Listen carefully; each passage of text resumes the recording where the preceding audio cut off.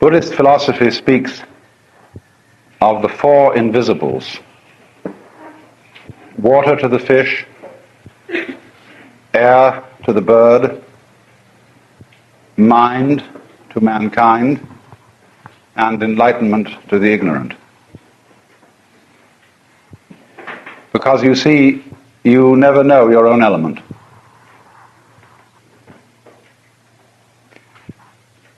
Now, it's impossible, therefore, to give a definition of consciousness, because we don't know anything outside it, just as the fish doesn't know anything outside water, and the bird doesn't know anything outside air. We don't know unconsciousness. We only know when we have been unconscious. And so we are in a very difficult fix to attempt to define the subject of this seminar. We all know what it is, and yet none of us know what it is. We know we're conscious. It's the same sort of problem as to try to say what color your eyes are. I don't mean whether they're blue or brown, but the color of the iris, the lens of the eye. Because we say it has no color, it's transparent, it's like pure glass. And yet, that might be a color to somebody who had a different kind of eye. An Englishman and a Hindu were once sitting in the backyard of the Hindu's home, and the Hindu was talking about the necessity of a background for the perception of any figure. So he said, against what background do you see those flowers? And he said, against the background of the hedge. And against what background do you see the hedge? He said, the background of the hills. And against what background do you see the hills? He said, the background of the sky. And he said, and against what background do you see the sky? And the Englishman fell silent. The Hindu said, it's the background of consciousness. But there you see we reach a limit. And you can talk until all is blue about whether consciousness and reality are the same thing, whether there really is ever any such thing as pure unconsciousness, whether consciousness is eternal, whether, as the subjective idealists would say in philosophy, there is primarily mind, and all so-called physical and material existence is something in mind or something in consciousness. You can debate that subject forever and ever and ever and come out nowhere. There is no answer to the question when asked in that way. But it is helpful as a start to make things at once more simple and perhaps a little more difficult by overcoming at the beginning the traditional opposition between the spiritual and the material, or the mental and the material. By the trick of talking about all things, whether spiritual or physical, in terms of pattern. Because that's all anybody can really talk about. Pattern. You see, it's fundamental to our common sense, which was highly influenced by Aristotle in the book of Genesis, that all forms are composed of some substance, in roughly the same way as sculptures are made of stone, or pots made of clay. But a serious physicist no longer thinks in such terms about the material world. He doesn't think it's made of anything, because what the physical process of nature is patterns. You could say patterns of energy, but that's using the old ceramic language. Patterns aren't made of energy. The patterning is the same thing as the energy. So if you use the verb patterning as what the universe is, then you get something that you can talk about. You can describe patterns, you can measure them. you can say what a pattern is doing, although a pattern isn't a thing. A pattern is a verb, it is a process, it's an activity. So we can say patterning is what is going on. And consciousness is a kind of patterning, as we shall see. Just so are flowers and human beings and stars, and trees, water, air, everything, even space itself, is a form of patterning. And this means, in other words, that the universe is what physicists would call an energy field. And likewise, consciousness is a field. In the sense, say, that space is obviously a field. That is to say, an area in which things happen. That's the primary meaning of field. A field is a playing field, a field in which something happens, like an arena. Only when you use the word field more in the sense of physics, you mean a field of forces, like a magnetic field, like a gravitational field. And the curious thing about fields is that they exercise their energy in a non-mechanical way. For example, if gravity were non-field, that is to say, if it were the ordinary sort of exercise of energy, like the propagation of heat, or like someone pulling, then when you put something on the ground, you put a good heavy lead plate on the ground, that would be absorbing so much gravitational energy, and therefore anything you put on top of the plate would be less acted upon by gravity than the lead plate itself, and then anything on top of that would be still less, and you would reduce the energy of gravity by piling things up. But you don't. It doesn't make the slightest difference to the gravitational field.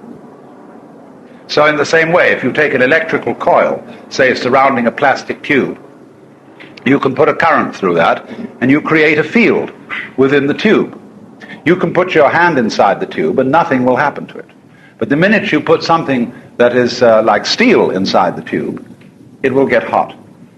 But no heat will be generated until the steel is inside the tube, because the coil plus the steel equals heat. But the coil has to polarize with the steel inside before anything happens at all. So that shows us that what is operating is a field.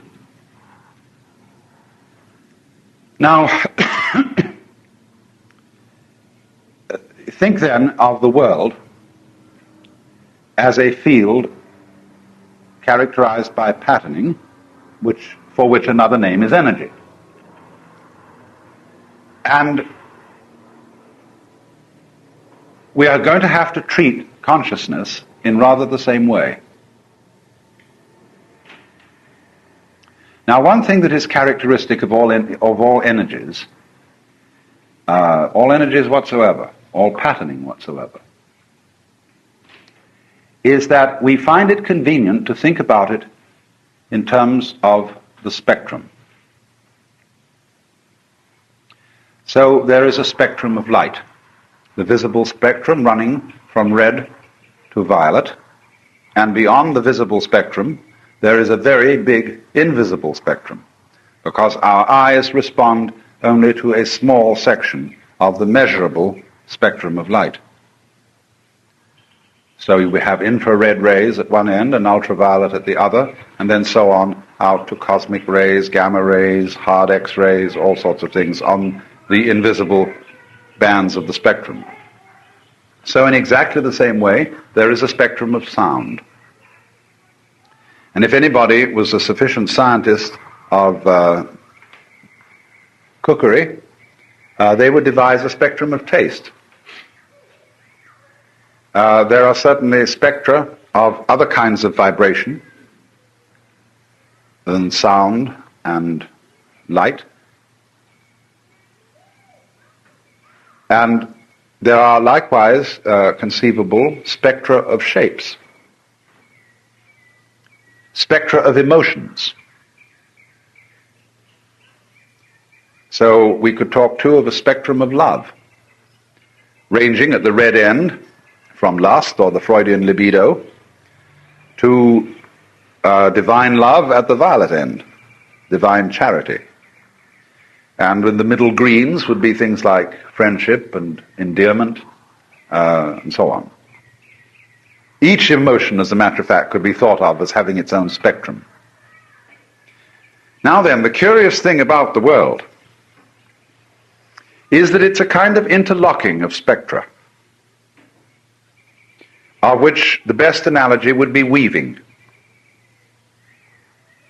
The interesting thing about weaving is that you've got the two groups of cross threads which give you the pattern, the warp and the woof. And if you pull out either one, there is no pattern, nor is there any cloth. It all falls apart. It needs both the warp and the woof for there to be any pattern at all. And they together constitute the cloth. Now let's look at a similar illustration in the ordinary everyday world of this interlocking of patterns. Let's take the photograph of a face in a newspaper. If you examine this photograph under a magnifying glass, or even with the naked eye, you will easily see that it isn't a continuous face, as faces are supposed to be, but it is a whole collection of dots. Some are heavy, some are light. And according to the heaviness and lightness, as you stand back, you get, as it were, the illusion of there being present, in terms of those dots, a human face. Now let me pose the question. What is the relationship between the form of the face and the gridwork of dots? At first sight, there doesn't seem to be any relationship between them at all, because the printer uses exactly the same kind of screen with which this process is done for any face whatsoever. So the kind of screen he uses makes no difference at all to whose face it is. Anybody's face can be on it, or any other shape. So you might say the fact that he is using a grid is completely irrelevant to the form of the face. Take still another illustration, the radio. When you turn on your radio and it comes on first thing in the morning, the announcer does not say, "The sounds you are now hearing are vibrations of a diaphragm activated by electromagnetism. This is mediated to you through a network of transistors and a broadcasting station with such and such features." He just does not intrude the mechanics of radio. He comes right on saying, "This is station so-and-so, welcome, this is this morning's news," or whatever he begins with. So it would seem that the structure of the radio, the wiring, the transistors, the speaker, have absolutely nothing whatsoever to do with the message that's coming across it. They are in two different worlds altogether, so it would seem. Then take another possibility. What about the brain? Is thought, emotion, or consciousness itself a function of the brain? If we knew a great deal about the anatomy of the brain, would that tell us a great deal about the patterns of human thinking? Or would it tell us as little about the patterns of human thinking as knowledge of radio engineering tells you about the technique of Bach, whom you hear over the radio? See, there's a real puzzle. And this is one of the interesting subjects brought out in this extraordinary book called Understanding Media by Marshall McLuhan. And I don't think he's clearly answered it, because he is trying to say that what is most important is not so much the message or what is supposed to be the content of any method of extending our nervous system, such as radio, such as television, such as printing, such as photography. He is trying to say that the message is the medium. That is to say, you are influenced by television, not so much by the advertising and all the goop that comes across on it, but by the fact of being in touch with the world through this particular electronic system with all its peculiarities. It's a very interesting idea, and he's put up an argument for it, but I'm I'm not convinced that his argument is quite solid. But I want to go into this question, because obviously you would not hear any music except you had an orchestra in your room, were it not for your radio or your phonograph. And as a matter of fact, even if you had an orchestra in your room, you wouldn't get them to produce any music without those instruments. Now, let me ask the question in another way. What is the relationship between the piano and what you play on it? Any? You can play anything practically on a piano. And the structure of the piano doesn't make any difference. And yet without it you couldn't play. So we've never seen anybody thinking without a brain. So what is the relationship between them? Well, again, you see, it's rather like warp and woof. The warp goes one way, and the woof goes the other. But by the interlocking of the two, you get something. So what you've got then are spectra of different kinds. See, when you dial, and you move the dial, what you're doing is you're changing the wavelength of your radio. That is to say, you are moving from one end of the spectrum of waves slowly to the other. So the spectrum of radio meshes with another spectrum which is being used in the production of music. As a matter of fact, the production of music is an interlocking of many spectra, but we won't go into that because the emotional spectra are involved. Spectra of speed, of dexterity, of harmonics, all kinds of things go into this. So you get the picture of the world as an enormous web, where spectra mesh with spectra of all kinds, and they're all mutually interdependent, and through them it all hangs together. And the peculiar fact of these spectra is that they come into being together almost. The world is not, you don't see things appearing in nature, except with certain insects and birds that actually practice weaving.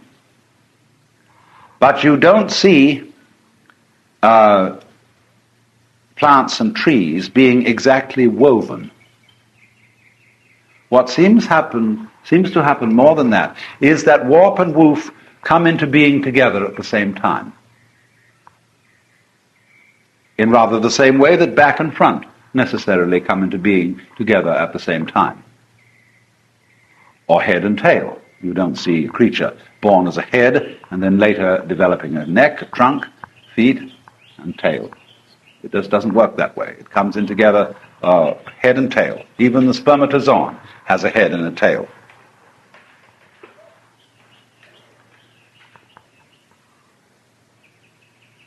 So then, what I want to go into, of course, is the spectrum of consciousness and its many transformations. The huge range of the spectrum is extraordinarily fascinating. So then, but let me first be sure that we are quite clear about this physical conception of the world. You see, you can also call these spectra, if you want to, dimensions. And dimensions is a very useful idea. You can see that you can't have a physical existence in terms of point, line, surface. Each of those is a dimension.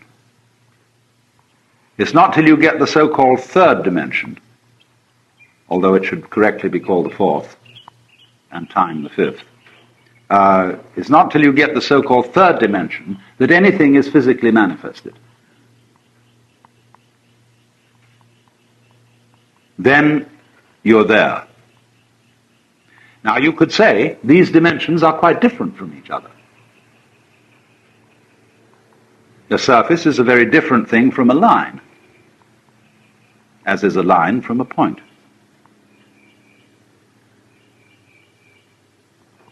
But somehow they all go with each other in a way that we don't normally think of as a kind of, in other words, dimensions don't seem to bear the same sort of relationship to each other as do opposites. At least not in our ordinary thinking.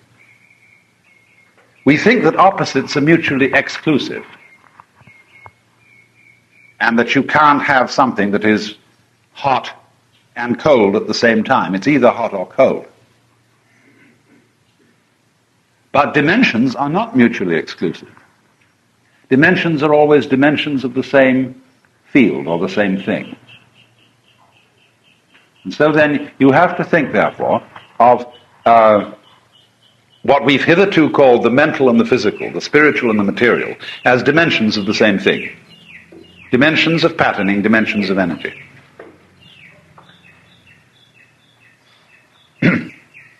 So then you've got this fantastic universe with all these interlocking spectra and dimensions. And this, of course, is the real harp that the angels play. When they talk about you going to heaven and playing the harp, what are you doing? You've got a spectrum of strings, see? And from that, when you play the harp, you don't play all the strings at once. But that'd be just chaos. Like when you play the piano, just don't take your elbows like this and slam the whole thing down. You select. So throughout nature, all these spectra that are interlocked are being selected from. That is why the eyes select only a narrow band of the spectrum of light, while the ears select a narrow band only of the spectrum of sound. And further than that, by the use of attention, we screen out all sorts of things we don't want to notice. Our senses are further selective, you see, influenced by thought. And so this is analogous to plucking the strings of a harp, where you make choices as to which strings you will pluck. So when the angels play their harp, the music is everything you see. So that's the real meaning of what you do in heaven when you go and play the harp. You become one with God when you create the universe, you see. That's the real meaning. Well, now, what about the spectrum of consciousness? I'm going to designate, I couldn't avoid it. I tried to, but I couldn't. A sevenfold spectrum. That's number 7 is awkward. Every kind of phony occultist is hung up on 7, and I wanted to get away from that, but I just somehow couldn't manage it. So, let's take it like this. We're going, you see, from one end, the most dull dimension of consciousness, or band of consciousness, and landing up at the other end of the brightest. So you begin with number 1, which is sleep.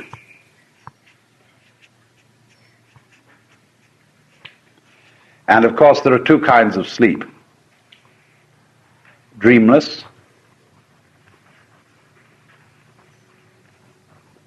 and dreaming.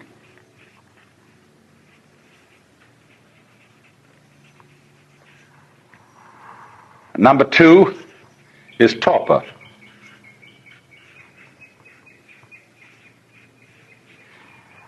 As in the state of going to sleep or under the influence of alcohol, you feel no pain at all, or you're sort of anesthetized and your senses are dull and blurred, and you don't feel like being very active. 3, waking consciousness.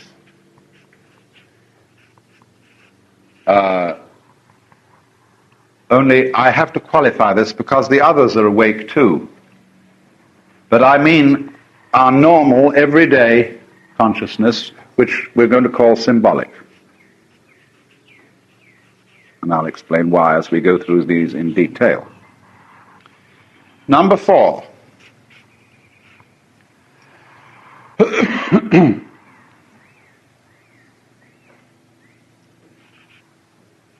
Sensory consciousness. Number 5, cellular.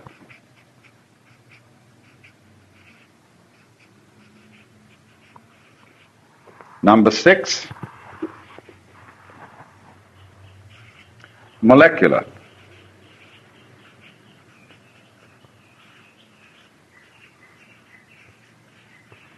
And number 7, we'll just give the name light to it.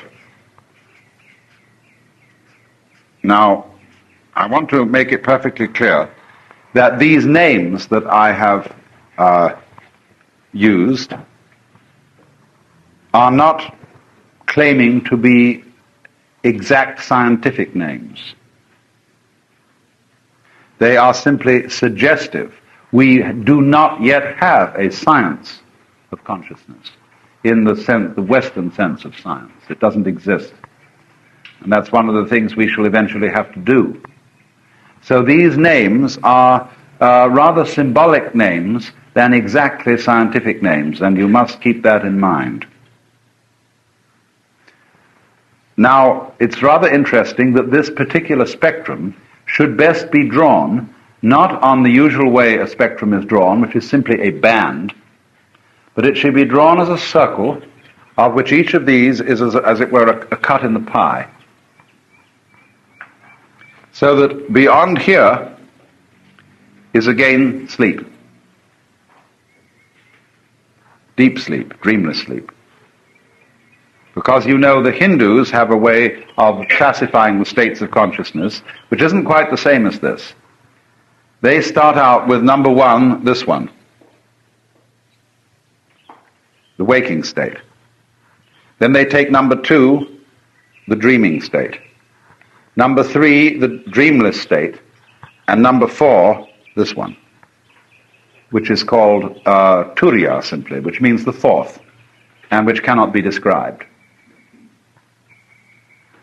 And they would say that when you go to bed at night, you sink first into the dreaming state, then you go down into what they call sushupti, the dreamless state, and you may get back into the fourth, and that is why sleep refreshes you, because you as an individual are withdrawn into the center of the universe, into the Atman, or the Brahman, the primordial reality, the ground of being, to use Tillich's phrase, which he got from Jakob Böhme.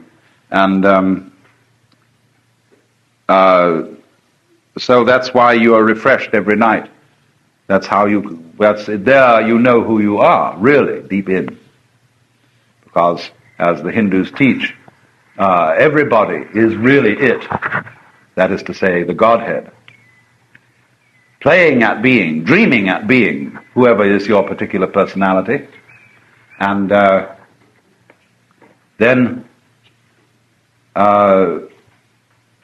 it's only at night, then, when you sleep, that you go back again to being the undivided, one and only single essence of the universe.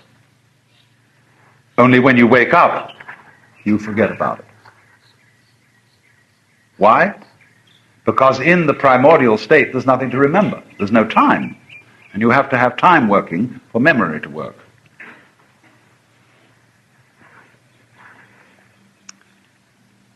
So imagine then this thing as a circle, where, say, at the top of the circle you have number 7. Brilliant. And then the colors of consciousness going right round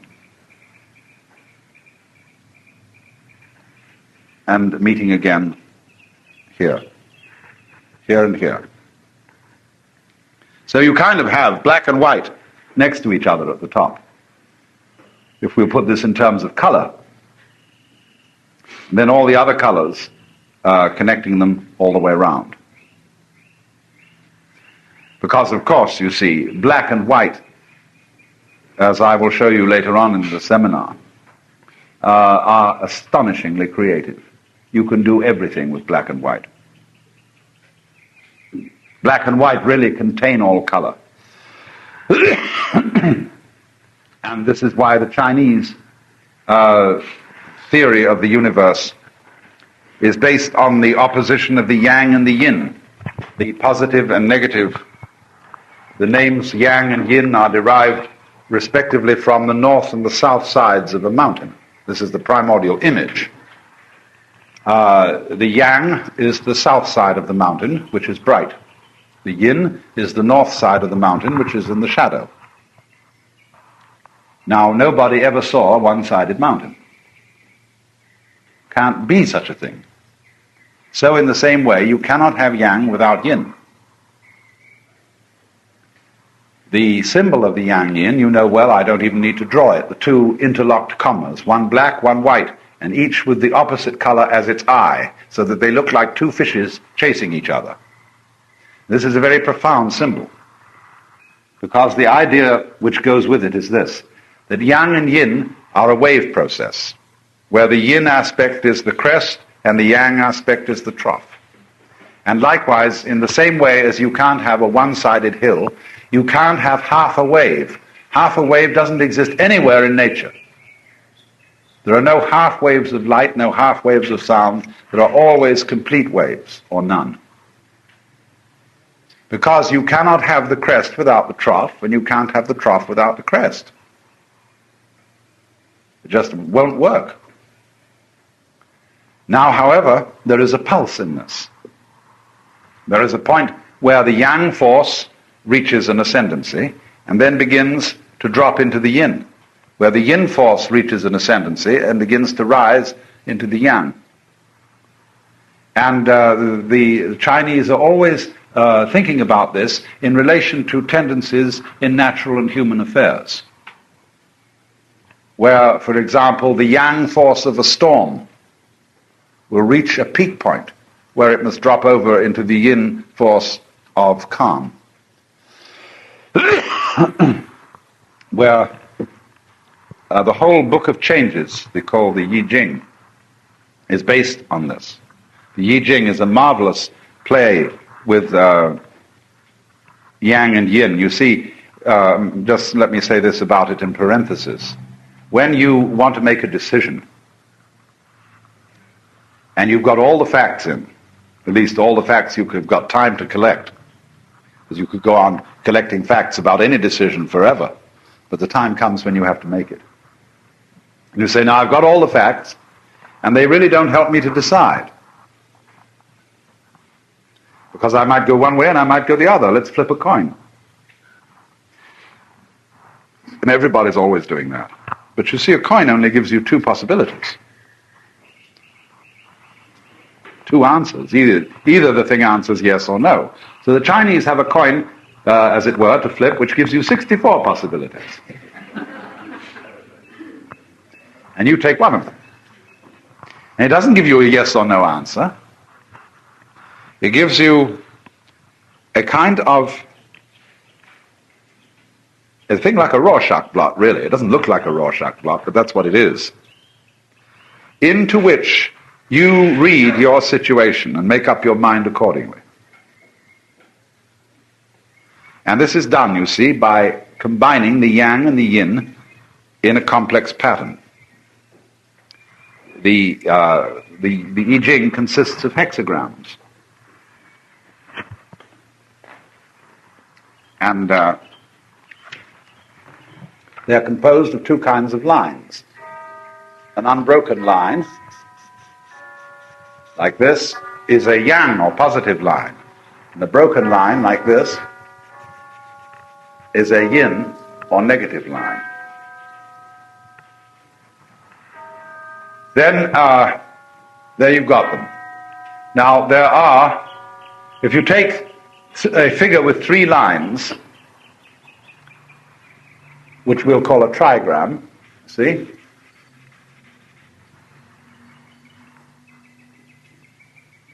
There are 8 ways of making such a trigram with yang and yin lines. This one happens to mean fire. No, water. No, fire, excuse me. Fire. 2 positive and 1 negative in the middle. Now, if you've got 8 trigrams, there's a possibility of making out of those 8 trigrams 64 hexagrams. So this one would be water, and you'd get one which was fire and water together. See? So to each of those, the Book of Changes attaches an oracular remark. And if you look up the book, when you've, by a certain process, got your hexagram, it gives you some light on your decision and the direction it should take by bringing it out of you by its remarks, in the same way as a Rorschach blot brings out your psychological disposition. So that's 64 ways of tossing a coin. If you had a 64-sided coin, you could do it that way. If you could make such a thing, you probably could. It'd be spherical. So, from yang and yin, from the extremes of polarity, because you see, light is as intensely alive as you can get.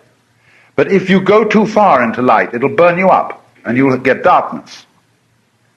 The people don't know, they don't realize that the farthest you can get into darkness, it'll start getting bright. Because you can't have darkness without light any more than you can have light without darkness. So when we were babies, we were never told this.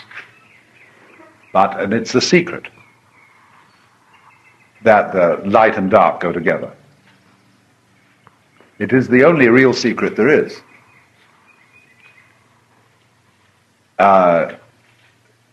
Black and white.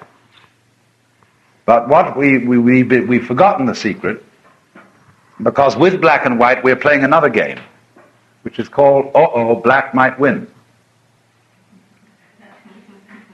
See, that's what makes everything a thrill. If you knew you would always win in any situation, it would be just a pushover, and life would suddenly cease to have any interest whatsoever. You would be, imagine yourselves in total control of everything that happens, a kind of Jehovah type. You would be bored to death. Just everything would do just what, no surprises, nothing. You see, when in a game, you're playing a game, and the outcome of the game becomes known. Supposing in course of bridge, the 4 players all suddenly realize together that one of them has all the cards that will take the tricks. What do? They don't play the game, they cancel it and begin again, shuffle the pack. When in chess, 2 pundits are sitting there meditating, one of them suddenly says, well, it's obvious, in 53 moves you're going to win.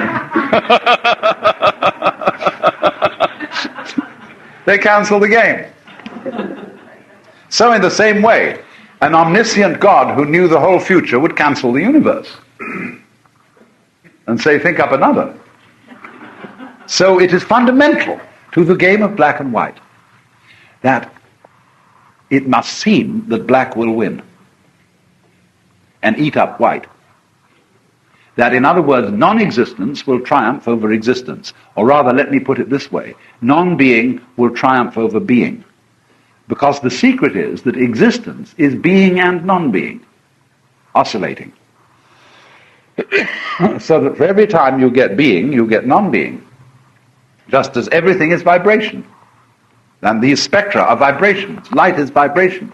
If I sit next to a girl at the movies and I want to make flirtations with her, and I put my hand on her knee, and I leave it there, she'll cease to notice it.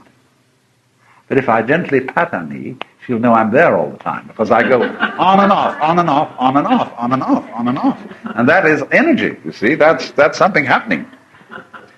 And so everything is on-off. Only sometimes on-off happens so fast that you don't notice the off. For example, light is a pulsation, but all light seems to be constant. And so we don't notice the off because our retina is retaining the image of on while the off is happening in the light. So we don't notice the off, except if you get an arc light. You can notice a little flicker to it. And that's why they don't allow arc lights in sawmills. Because sometimes the flickering of the arc light can synchronize with the movement of the teeth on the saw in such a way that the saw seems to be still when it's actually moving, and people get very serious accidents that way. But everything is on-off. Now then, sometimes, you see, we don't notice the off, but at other times we don't notice the on.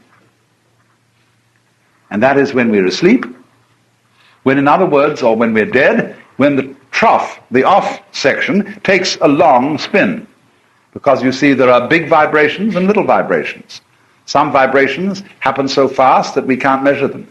Others happen so slowly that it takes a century. It may take 1,000,000 years for a single swoop of the curve that goes down or that makes the upcrest of the wave.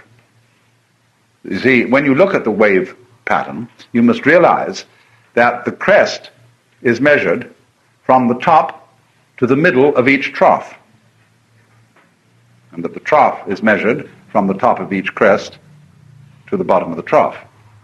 They overlap.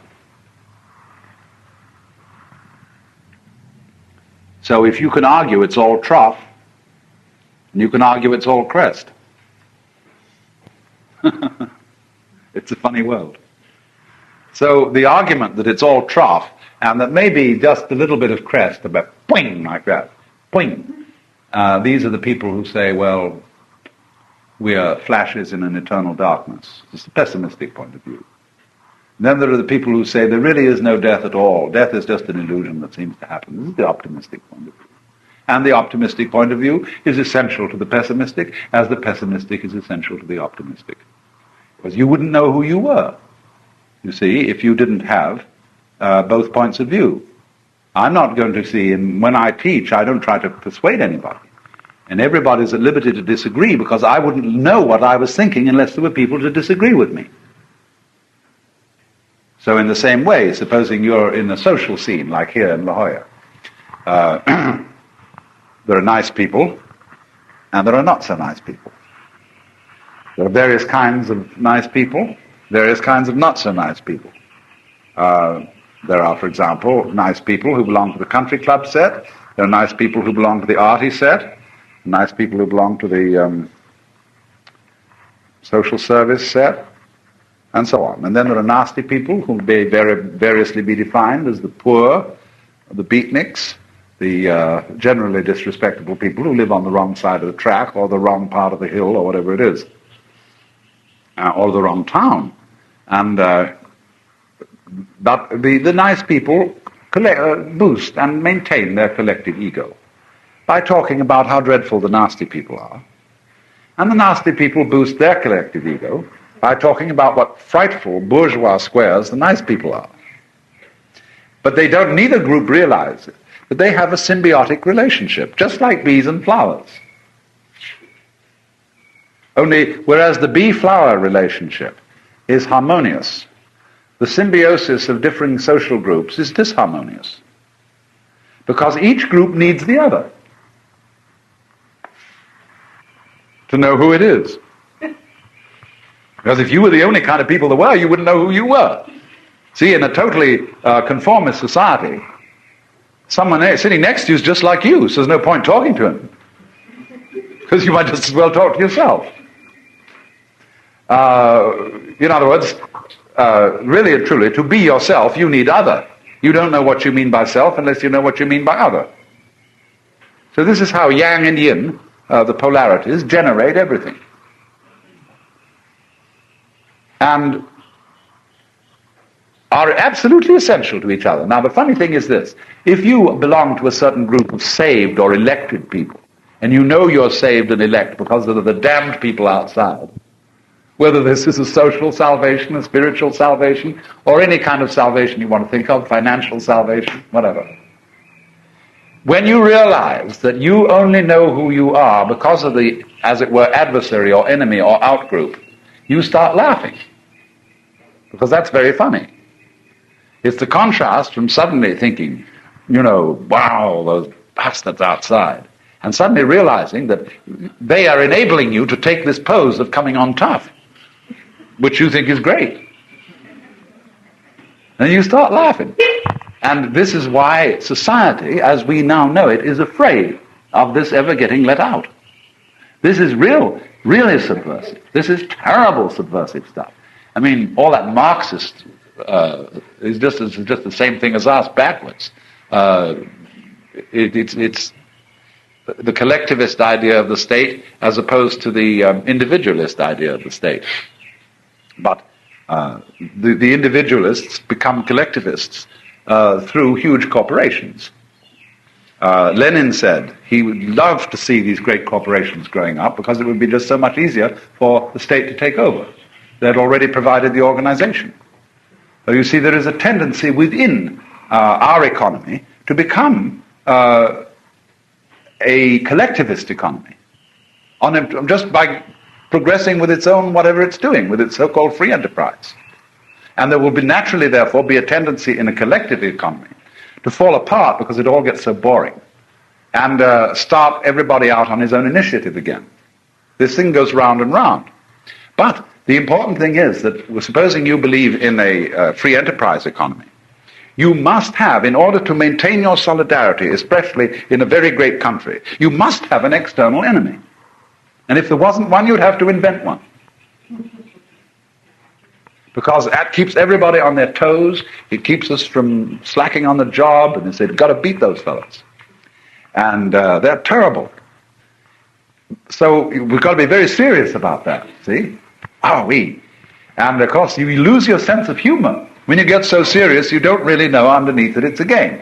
Then you become a bircher, on one extreme, or a communist on the other. So you have to keep, if you want to be a sane human being, you have to know right in the back of your head, right back here, what the Germans call a Hintergedanke, which is way in the back of your mind. You have to see the point that enemies need each other. Cops and robbers. Where would the cops be for a job if there weren't any robbers? How would you know you were law-abiding if there weren't criminals? It's tricky, but it's very dangerous teaching.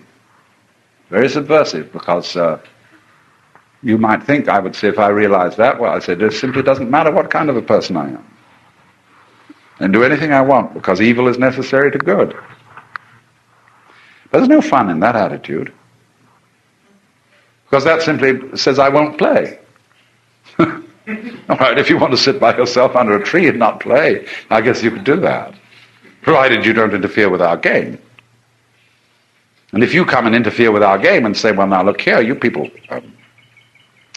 you're all wrong, because you think you ought to be good, but it doesn't matter whether you're good or not, see?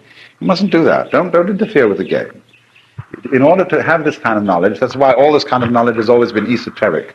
And in any esoteric school, people were tested first, before they got in order to find out whether you were civilized. In other words, you can't give powerful tools and powerful knowledge to people who aren't civilized, and who have no humor, and who have no graciousness. That's why it's difficult when young people get hold of knowledge that is for which they're not emotionally prepared. And they are given full and total instruction on birth control when they're 4 years old. It means nothing at all. Or it may mean something positively dangerous. But nowadays, there's no way of concealing these things. I said it's a secret, but in the world of science, there are no secrets. So I don't feel any compunction about talking about these things, because if I don't, somebody else is going to. Because an awful lot of people know about it. But that is the inside dope, if I may say so, that these extremes need each other and can't manifest without each other. And the point is how to keep your head when you know that. So let's have an intermission. Well, now, this morning, I was dealing mainly with two key ideas, one of which was the physical universe as a system of intermeshing spectra, depending on each other and playing with each other in the same way as warp and woof in weaving. And I underlined the notion that these spectra are different dimensions rather than components of the physical world. And that, although I'm using the word physical here, I'm using it in the sense of its original meaning, natural, rather than the later meaning that has been attached to it, that is to say, material world. The world envisaged by analogy with ceramics. The material world considered as a world made out of stuff. You see, as we all know, stuff is supposed to be something inert and stupid, which can't do anything. And therefore, in order that stuff may be found in intelligent shapes, it has to be informed by an external energy, an external intelligence, so as to be brought into shape. And this is the idea of the world based upon the analogy between creation and carpentry, or creation and ceramics, or creation and sculpture. Just in parentheses, good ceramists and sculptors don't treat their medium as if it was stupid. They know the potter, who is a good potter, knows that there is life in clay, and that he has to respond to that life in order to do the work of pottery properly. But those who are not themselves artists don't know this, and therefore the public has been bamboozled for centuries on the notion that patterns have to be composed of some sort of basic stuff. Now I was trying to substitute for that sort of conception of the world the idea of interweaving spectra which are different dimensions of energy or of patterning. And I used advisedly the verb patterning as distinct from the noun pattern, because when you use nouns in combination with verbs, you obscure language. Watch out for this. This underlies many people's misunderstanding of things, is the differentiation of noun and verb. It's an entirely unnecessary differentiation. And it gives one the impression that wherever there is an action going on, that is to say, something appropriately described by a verb, there must be some other kind of thing than an action, which is described by a noun, and to this is ascribed the origin of the action. So when you say, there is thinking, because the verb has to have a subject, which is a noun, someone says, well, who is thinking? Obviously, there can't be any thinking without a thinker, without a who that thinks. And that is a question, a problem that arises simply because it is a convention of our grammar that every verb has to have a subject which must always be a noun. So a noun stands for a thing, and a verb stands for an event. And we therefore suppose that events are caused by things. But if you ask a person what he means by a thing, he will never be able to tell you. He will give you a series of synonyms, such as object, fact, whatever. But all these are simply alternate words for thing. Then what do you mean by an event? You say process, etc. And it's equally vague. You can always describe events in terms of things, and equally you can describe things in terms of events. If I want to say, ordinary, while the cat sat on the mat, the dog went for a walk around the house. That's noun-verb language. But I can equally say, while the catting sat on the matting, the dogging went walking around the dwelling. and I've changed the whole sentence into verbs, and it's still as clear as it was in the beginning. Or I can turn it all into nouns. The cat, seat upon the mat, the dog upon a walk around the house. It's all nouns. But in a noun world, of course, you'll have a static world. In a verb world, you'll have a dynamic world. But there aren't, for example, if you take the word fist, is a fist a noun? Yes. But it describes a process. It's not properly a noun, because this noun suddenly vanishes. This thing, fist called fist, disappears the minute I open my hand. What happened to it?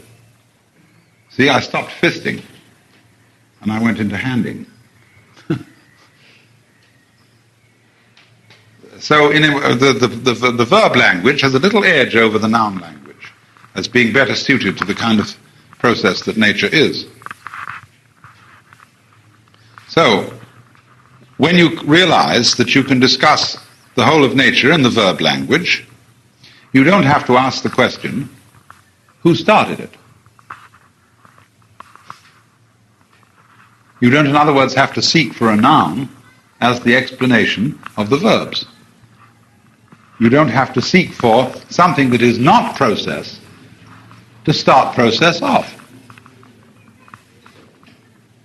So, this then is the language I'm using when I talk about patterning as the basic goings-on of the physical world, and patterning can be described and measured and so on and so forth. So then, the other point that I was making particularly was in the spectrum, you have the extremes of the spectrum. The sound and the silence, the light and the dark, space and solid.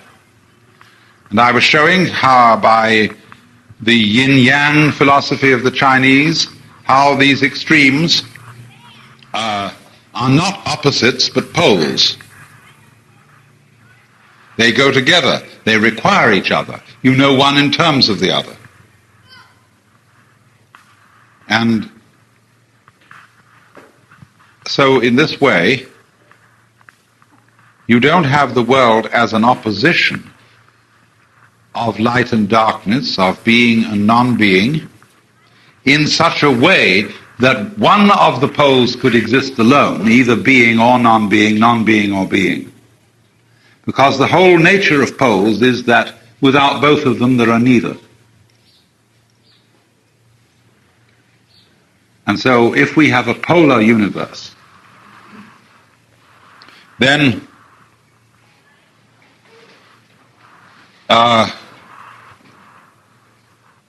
you don't, as it were, have to worry, as if this was something to worry about, that the play, the music of existence, might cease forever and ever and ever. In that kind of cosmology argument that's now going on, you know, there are two dominant theories of cosmology among physicists. One is the steady-state theory, and the other is the explosion theory. The steady-state people want to make out that hydrogen, free hydrogen in space, is all the time, as it were, coagulating and forming itself into new bodies. Whereas the explosion theory people, who have the edge of the argument at the moment, say there was originally an enormous concentration of energy which blew up and expelled all the galaxies from it, which went floating out, and the whole thing is gradually dissipating itself radioactively until it will reach a state of quiescence. And of course, if you have a Judeo-Christian mind which thinks of time in a linear way instead of a circular way, you'll think that's awful, because the whole thing is running down, and when it's finished, that'll be it. But you see, I always want to ask the question, well, what was it like before the Big Bang went off in the beginning? Probably pretty much the same state of affairs as when it all petered out in the end. In other words, whatever happened once can always happen again, given enough time, or given enough something or other. So I'll settle for either the steady state theory or the Big Bang theory. It doesn't make much difference, except by way of describing the pattern, how it happens. The question of whether it happens, I always figure that whatever did happen could happen again.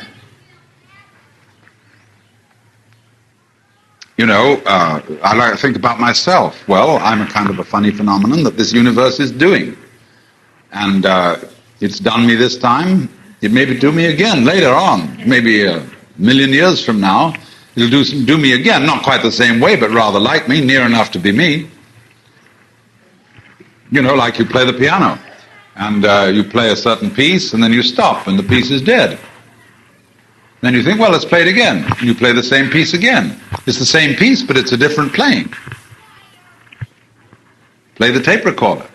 I've got the tape on here. I can play it. Then it stops. Then several days later, we can put it on and play it again. It's a little different probably, but same process. And every time the universe plays any one of you, each one of you it plays is I. See, everybody calls himself I. And you feel like you're I just as much as I feel I'm I. That is to say that you're the middle, the sensitive center, out of which everything looks. And you call yourself I, well, that's my name. And everyone is I. The only trouble about being I is that you can only be one at a time. See, when a child asks, who would I have been if my father had been someone else? Mummy. These are all the funny questions children ask. Well, you had to be someone in order to be anyone. But every someone is I. And it's all, as it were, the same I, looking out through different eyes. Like you put an electric light inside a black sphere and make holes in the sphere, and all the holes are different, but the light at the bottom of it's the same. Something like that. That's a kind of a rough analogy. But anyone knows from a physical point of view that every organism is simply a pattern of behavior which can't be separated from the pattern of behavior which we call its environment. It's all one pattern, except the one pattern, like every one pattern. Give me a pattern. And every pattern, look at these bamboos. There's a pattern. And every pattern has wiggles in it, and sub-wiggles, and sub-sub-wiggles. See, the main wiggle is the stem. Then the twig come out as a sub-wiggle. The leaf comes out as a sub-sub-wiggle. And if you look into the leaf, there are sub-sub-sub-wiggles. And that's the way it goes. They all belong to the pattern. It's difficult, too, to say who's wiggling what. Is the stem wiggling the leaves, or are the leaves wiggling the stem? Both arguments are equally valid. The universe is doing me, and I'm doing the universe, because the universe depends on my optic nerves and all that structure to turn the sun into light. Wouldn't be light if there weren't any eyes. Just like a hand on a drum. If there's no skin on the drum, there'll be no noise. It takes two. To make love, and to make an argument, to do anything. That's the yang and the yin. Well, now, let's go through this spectrum, or begin to go through it. I'm not going to go all the way through it this afternoon. We begin at the end of sleep, torpor, and we'll go as far as number 3. Do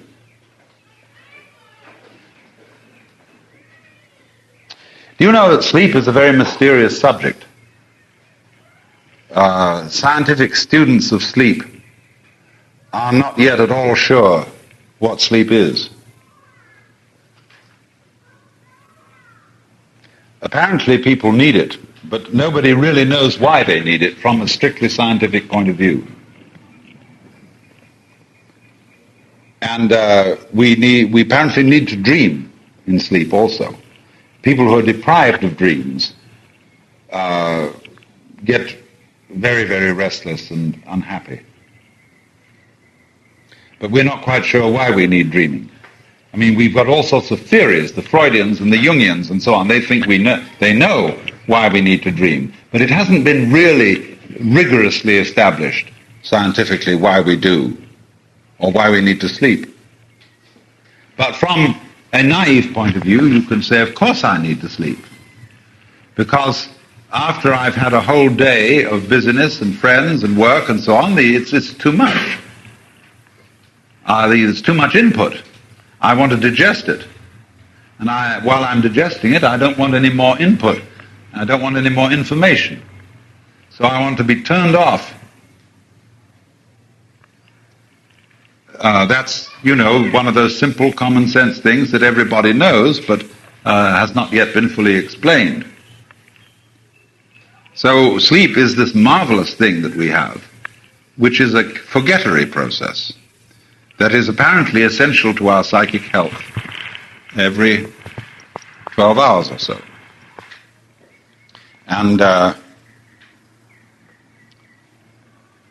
if you don't get it,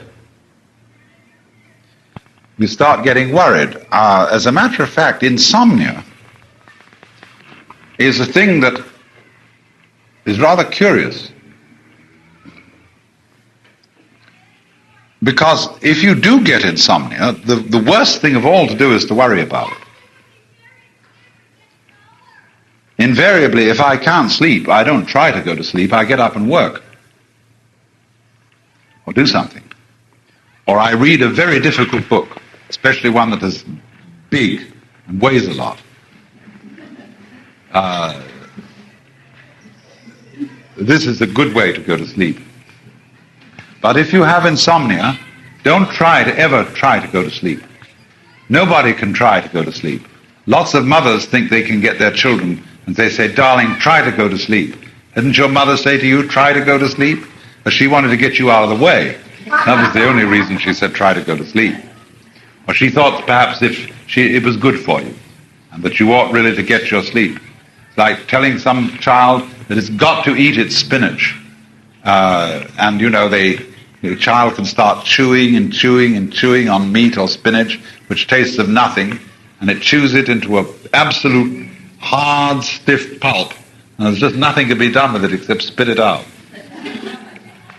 And, they've already extracted by their teeth instead of their stomach all the vital juices from the thing, and all that remains is roughage. And you say to children, you must go to the bathroom after breakfast. Every day, regularly. You must be regular. Otherwise you're constipated, and that's bad. This is a form of the double bind. You are required to do that which will be good only if it's done voluntarily. So try to go to sleep. It is impossible.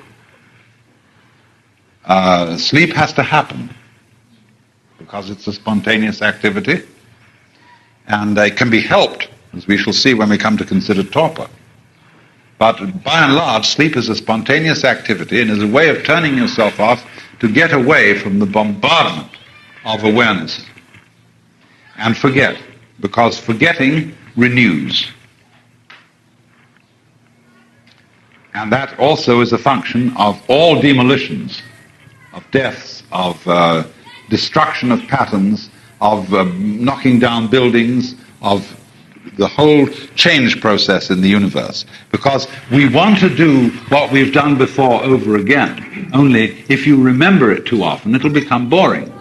So if you forget, then you can do it again, and it'll be just as amazing as it was the first time. And so there absolutely has to be a forgettery built into this universe in just the same way and for just the same reasons that there must be an eliminative process in the body as well as an eating process. And both are vitally important. And you see, we have very different attitudes to the two. Eating is something we do socially, eliminating is something we do privately. Eating we consider, we want the all good smells and all that kind of thing, eliminating his all bad smells and that kind of thing. Well, this is largely social conditioning that tells us this, but nevertheless, these are the two sides of the game we play, and there's a spectrum between the two. So in the same way here, you have to forget, just as you have to eliminate, so that everything is renewed, because it can happen again without being boring. Things that happen all the time, in any way, begin to pass out of consciousness. For example, if there is a constant noise going on while we're talking, it will annoy us at first, but after a while we shall cease to notice it, if it's constant. But if it keeps varying and coming on in different volumes and different rhythms, it'll hold our attention all the time. So anything that just goes diggity-ding, diggity-ding, diggity-ding, diggity-ding, diggity-ding, diggity-ding, diggity-ding, diggity-ding, you eventually cease to notice. So then, sleep is the renewer, because it's a state of forgetfulness. I'm not going to go in this seminar into the whole problem of dreams. That would lead us very far afield. Now, torpor describes something approaching sleep. But this also is a valuable state, because it's very comfortable. In sleep, you're not aware of sleeping. But in torpor, you are aware of the comfort of tiredness and minified consciousness. It is a sort of pseudo-return to the womb.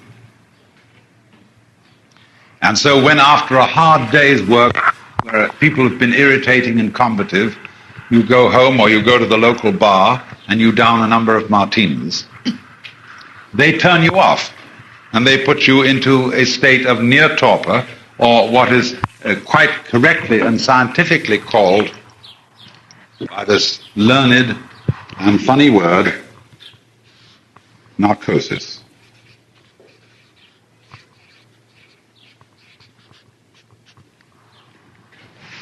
Narcosis, Narcissus, is connected with narcosis. It means torpor, reduced consciousness, reduced sensory input. And the reason why Narcissus is associated with narcosis is that Narcissus, when he saw his reflection in the water, didn't know it was himself. And he became so fascinated by this image in the water that he became unaware of everything else. He got hung up, or shall we say, to use current slang, hooked on his own image. And he didn't know it was his own image. That was the only reason he could get hooked on it. So Narcissus and narcosis are associated. And so the permissive narcotic in our culture is alcohol. And other narcotics like opiates exist. But you must remember that you can only correctly use the word narcotic of something inducing the state of consciousness which is torpor. Now you can do it by massage, by relaxation exercises, by hot tubs, many, many ways of inducing torpor. You're not in torpor, you're not truly relaxed, because you tend to lose muscular tonus, which you always retain in true relaxation. But you begin to go like a limp rag. Now there's a place for that in life. And it's good as a way of sleep induction for people who have insomnia and are so anxious that they don't allow themselves to be turned off. I would want to say in general a good word for sleep and torpor, because a lot of people are against them. Uspensky, who was Gurdjieff's sort of St. Paul, and as much as a misinterpreter in a way too, always felt that his life was a war against sleep. that intense light consciousness should conquer darkness. Now that's a stupid idea. To be a human being, you have to love the light, but you also must trust yourself to the darkness. Be able to let yourself go in the faith that you'll arrive back all in one piece. I have a friend who her name is Charlotte Selver, and she does a kind of work for which there is no name. She calls it sensory awareness. And one of her experiments is to get a person to lie on the ground, and simply she says to them, now, it's all right, the ground is going to hold you up. So just lie down, and there's nothing else you need to do, because the ground is firm and it will hold you there. Then she examines the person's body after a while and says, look, do you know what you're doing? You're trying to hold yourself together, as if your skin weren't strong enough to contain you. And you're doing this all the time to keep yourself from falling apart. Why? You think, do you, that if you don't hold yourself together, you're just going to go blah and disappear into some kind of frightful green jello? No, you won't. In the same way, a lot of people, it's why we wear such ridiculous clothes, especially women. Men are pretty bad, but women, the men do it around the neck. You know, that necktie, a symbol of slavery. It's a noose to strangle you with. But you feel tight. They're really held in here, and held in by the belt, and women wear girdles that hold them in like this, and the coat that fits your body, jacket, you know, you put it on, and it fits, and you're squeezed, or you get these tight pants that hug you, and you know you're there. Other people, of course, don't know they're there till they're sitting on spikes. Then they really know they're there. And a lot of people make trouble for themselves in order to be able to sit on spikes, so that they know they're there. Now, supposing instead you switch to another kind of clothes, you wear Japanese clothes. I often wear Japanese clothes because they happen to be, for men, the most comfortable form of clothing ever devised. There's only one place where it holds you, and that's at the belt. But you wear the belt not round your waist, but below your belly, and you wear it rather loose. Otherwise, the garments are flowing. They don't interfere with the nature of the cloth, because the cloth is woven on a rectilinear pattern. See, cloth is straight like this. So when you get a Japanese kimono, it folds up instantly for packing. But you try to pack a Western man's jacket or a woman's suit jacket, and there's absolutely no way of folding the thing at all. So it always comes out of your suitcase needing to go to the pressing. But you take a kimono and you put it on, and it falls exactly according to its own nature around you, and they're very dignified. And you feel, but you don't feel closed in. Now that makes some people terribly uncomfortable. If they don't feel pinched and pulled together, they don't feel dressed, and feel this is, I'm going around in a bathrobe. And a lot of people can't wear a bathrobe beyond a certain hour of the day because they don't feel that they're respectable. I mean, you can perfectly well get up and put yourself into the most beautiful, any kind of gorgeous bathrobe you want to, and run around and do your work if you don't have to go to the office. Even if you had to go to the office, they ought to allow you to wear interesting robes. And furthermore, I once asked the Japanese why he didn't wear a kimono anymore. And he said, you can't run for a bus in a kimono. Well, it's perfectly true. Unless you hoist it up and tie it into the belt, you can't. And that's rather undignified. But the thing is that in this age that is now forthcoming, when we're going to cut down the working hours because of automation, people have got to learn to saunter and dawdle. Otherwise, they'll get into mischief. And so forms of clothing which are supremely comfortable, which require a kind of a sauntering attitude to life, are going to be very important for the future of civilization. This pitch for the kimono. Now, but this is all to do with letting yourself go into the earth, into the darkness, as it were, and trusting the world that lies below you as much as you might trust the world that lies above you. Drop. Fall freely in space. That's a marvelous sensation. It's like floating. That's why people do skydiving. Because just until they pull that parachute, they have the sensation of flying. Even though they're dropping very fast, they get the sensation. Total freedom. Whee! See? That's what everybody's looking for. So we get that in a way in sleep. The arms of Morpheus. And the idea of sleep as healing. Some psychiatrists are very keen on the idea of putting their patients, by hypnosis and other methods, into long, long periods of sleep, where they feel completely secure and looked after, nothing to worry about. I have a favorite sleeping place. It's a house on top of the hills in Hollywood. There's a great eucalyptus tree, and underneath this there is a deck. And I like to get a sleeping bag and lie on my back underneath this eucalyptus tree and look up at the stars through the shadows of the leaves and just go. See, it is a marvelous feeling. Well, now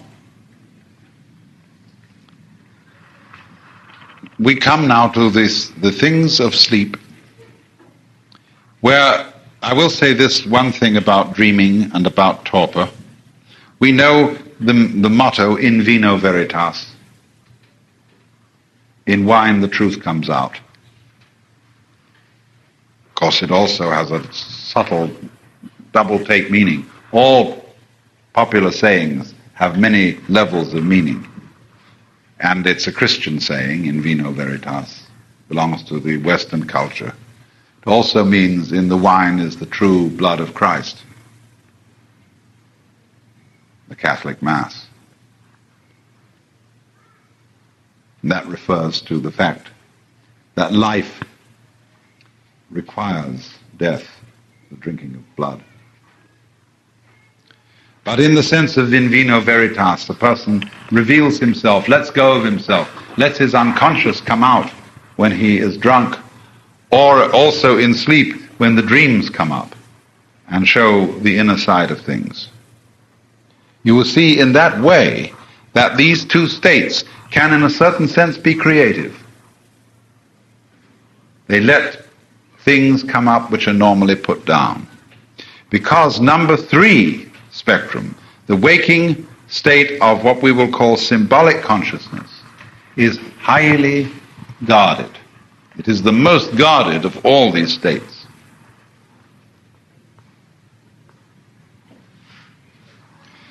Now then, I want you to understand then that the ordinary state of consciousness, what you call normal consciousness, is by no means a frank objective awareness of the real world. Not by any means at all. It is a state of highly cultivated, hothouse-reared, special ways of perceiving the world, in accordance with symbolic formulae.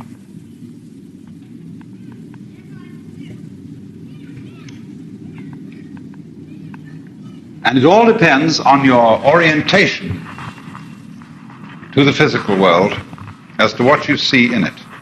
You know the story of the tailor who went to see the Pope? And they asked him, what was he like? He said he was a 41.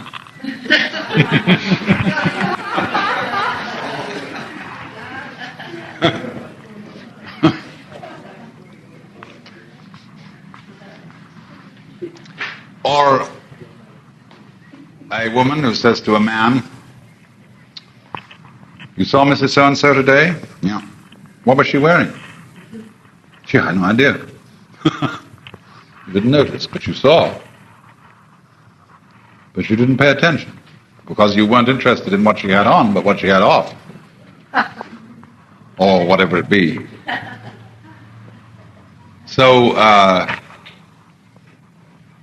we notice according to what we are programmed or conditioned to notice by our social conditioning, that is to say, our upbringing, our education, our professional needs, our survival needs. So do we notice what's happening.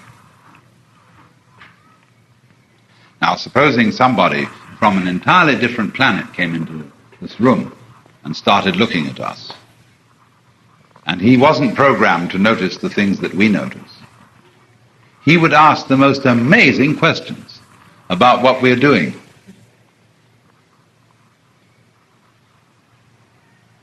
He had noticed that most of us have standard ways of holding our hands. Why do some of you sit like this? Why do some of you sit like this? Why do some of you sit like this? Why don't you do this? Wouldn't that be an obvious thing to do with your hands? Just let them hang. Very few people ever do that. Because they feel a funny feeling they get, that they got a couple of wet fish down here. They don't know what to do with. See? And then he'd notice all sorts of funny things about us that we would never occur to us to think about. And he would notice, for example, you might say, well, what color is a human face? You know, the comic strip artists tell you. Pink or brown. They do a black outline and then they color the whole face pink. Now, for a change, take a real good look at a face. And you'll start seeing that it just doesn't have a particular color. Not only does it depend where the face is in relation to the available light and what it's reflecting, but also it's a patchwork of all kinds of subtle color changes, and is full of funny hairs and spots and all sorts of things, which we're not supposed to see, especially on ladies. You know, men don't care so much if they have a hair somewhere, but girls carefully pluck hairs out with tweezers and make them disappear so as to get as smooth a texture as possible. The Japanese go so far as for a beauty to cover herself completely with a white paste so that she's got complete pancake makeup, dead white. And when a Japanese photographer takes a picture of you, you'll never recognize yourself because he works out every wrinkle, every shadow, and presents you as a complete mask. Because it's inauspicious to have shadows. When a Westerner first painted one of the emperors with the shadows showing, they said, but you can't paint the emperor that way. His face is not dirty. And besides, it's inauspicious to have a shadow fall on the imperial visage. So, you can see shadows. The artists, Rembrandt taught you to see shadows. Leonardo taught you to see shadows. But modern painters have discovered that shadows aren't darkness. Shadows are light. Shadows are color. Shadows are full of vitality. So you begin to get vivid purple shadows. People say, well, but you don't go around with a purple shadow on you, do you? What do you mean? Do you? You think that a shadow is brown because you haven't ever looked at a shadow. And you don't realize that shadows are absolutely vibrant with light. We'll go more into that later when we come to this number 7. But there it is, you see, the world that we see or think we see is actually not the world at all, but is a selection of things that are in the world, a selection governed by certain symbolic processes. What a man ought to look like, what a woman ought to look like. And we try ourselves to dress and to behave in such a way as we live up to the symbolic requirements that are expected of us. So then, we think there's a certain kind of work that is worthy of being done. And you ought to be tinker, tailor, soldier, sailor, doctor, lawyer, merchant, chief, or whatever it is. And you ought to fit into one of these roles. Of course, there are innumerable things one might do. Infinite. But we like to get classified. We want to know whether you're a Republican or whether you're a Democrat. Whether you belong to the left wing or to the right wing, whether you are a Christian, a Jew, Baptist, Methodist, whether you're a Mohammedan or what you are, just so long as we can get you put into a compartment.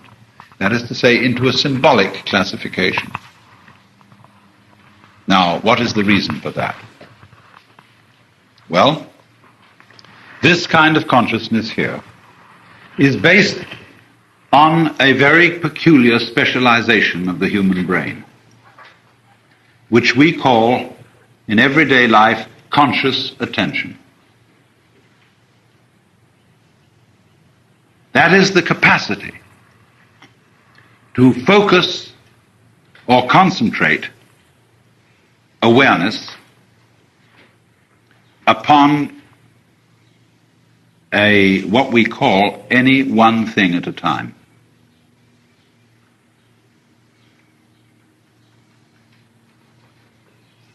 It's as if, in other words, conscious attention were a spotlight, and that the rest of awareness were a floodlight. In other words, every nerve end in your body is receiving input all the time, is in that sense energized, is aware of everything that comes to into its periphery. So you are taking in the totality of your surroundings. But conscious attention is flipping from point to point to point to point to point like this, and is making sense out of what it sees by adding it up with memory.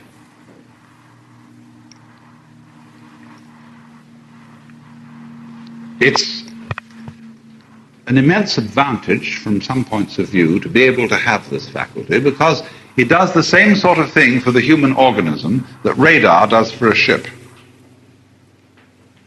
That is to say, the function of radar is to scan the surroundings of the ship and watch out for unexpected changes in the environment. And radar is a scanning process. In other words, it is a beam that goes out and bounces against things and feeds back the bounce to the screen. So in exactly the same way, consciousness or conscious attention is always scanning the environment and watching out for new eventualities that might be threatening or that might present favorable opportunities for some sort of advancement. Now, conscious attention has to be programmed as to what to attend to, what is important to look out for, so that we say to baby, now when we're teaching it language, watch out for the cars on the street, watch out for that dog, watch out for this, watch out for that. This is programming the baby's radar. But we, as a human community, have put so much importance and so much psychic investment into our radar that we believe ourselves to be that. We identify the self with the radar and not with the rest. So that we get this sort of a situation. When I say I say, I do this, I walk, I talk, I think, I run, I hit. But other things, such as the beating of the heart, the breathing of the lungs, the functioning of the glands, the constellation of the shapes of the bones, are all defined not as anything I do, but as something that happens to me. Just in the same way, when it rains, it happens to me. I don't rain. But I do walk. And so, in other words, what has happened here is that we have identified ourselves with the point of origination of conscious attention and with the point of voluntary control. That's me. Anything else happens to me.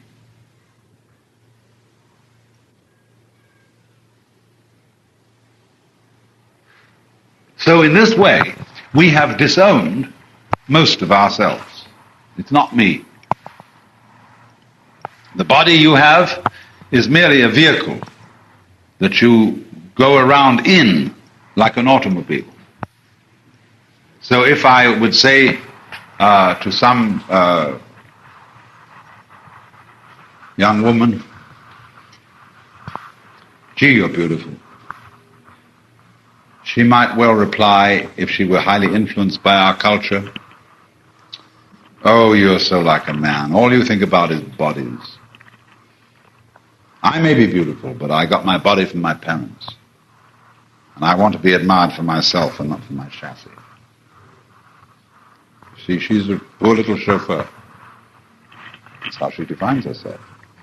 She disowned herself. She disowned her body and said, "It was given to me by my parents. I'm not responsible for it." Or a child in rage can say to its parents, "I never asked to be born. It was you who brought me into this world." And that child doesn't know that when the father was going after the mama and there was just an evil gleam in his eye, that evil gleam in your father's eye was you.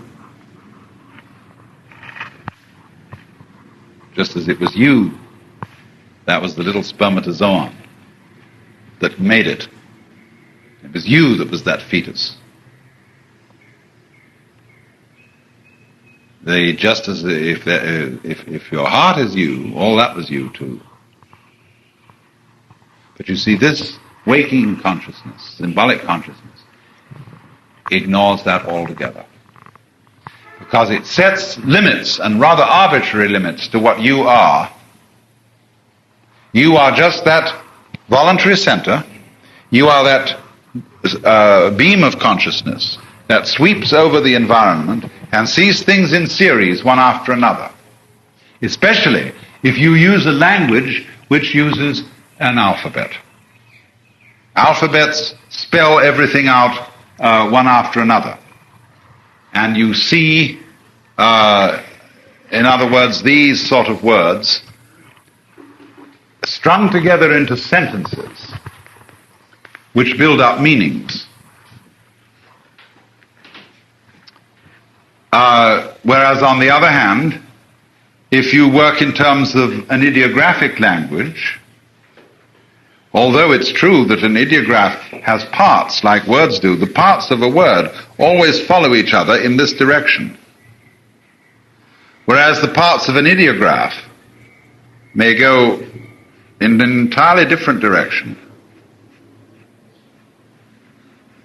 See? This, which is the Tao in Chinese, I take it in all at once. I need a sentence to translate that word in English. But it's more of a picture than it is like ordinary words.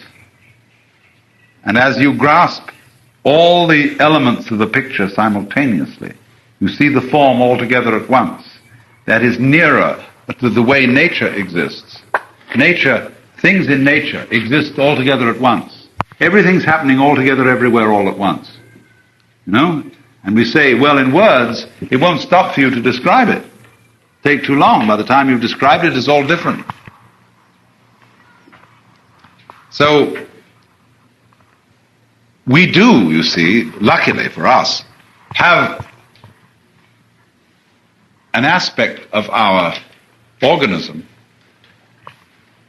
which is paying attention to all the things we don't notice. This is how you can walk without stumbling. How you can drive a car downtown and at the same time carry on a conversation with a friend. Because it is your subconscious, as it were, or whatever you call it, that is taking care of the driving and is watching out for the red and green lights and for the other cars, while your consciousness is preoccupied with the conversation. So, however, in a culture where the value of spotlight consciousness is exalted, and that is you, then do you see you have an exceedingly great need for state number 2, for torpor. Because the spotlight is so bright, and you can have too much of it so fast.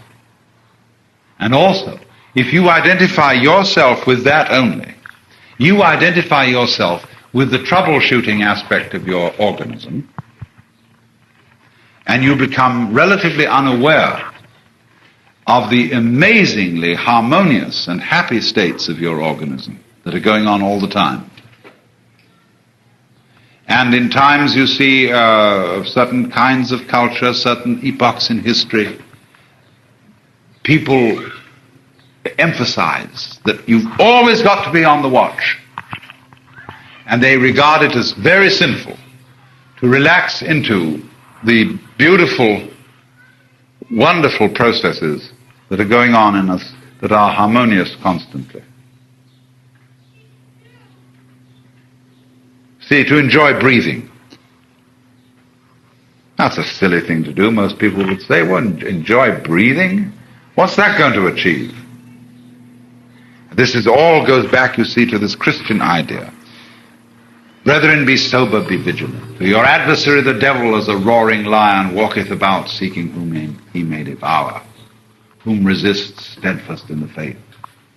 You know the hymn, Christian, dost thou see them on this holy ground, how the powers of darkness prowl and prowl around. Christian, up and fight them, you know. And wowee, it's going on all the time. See, you're never safe. Just as there are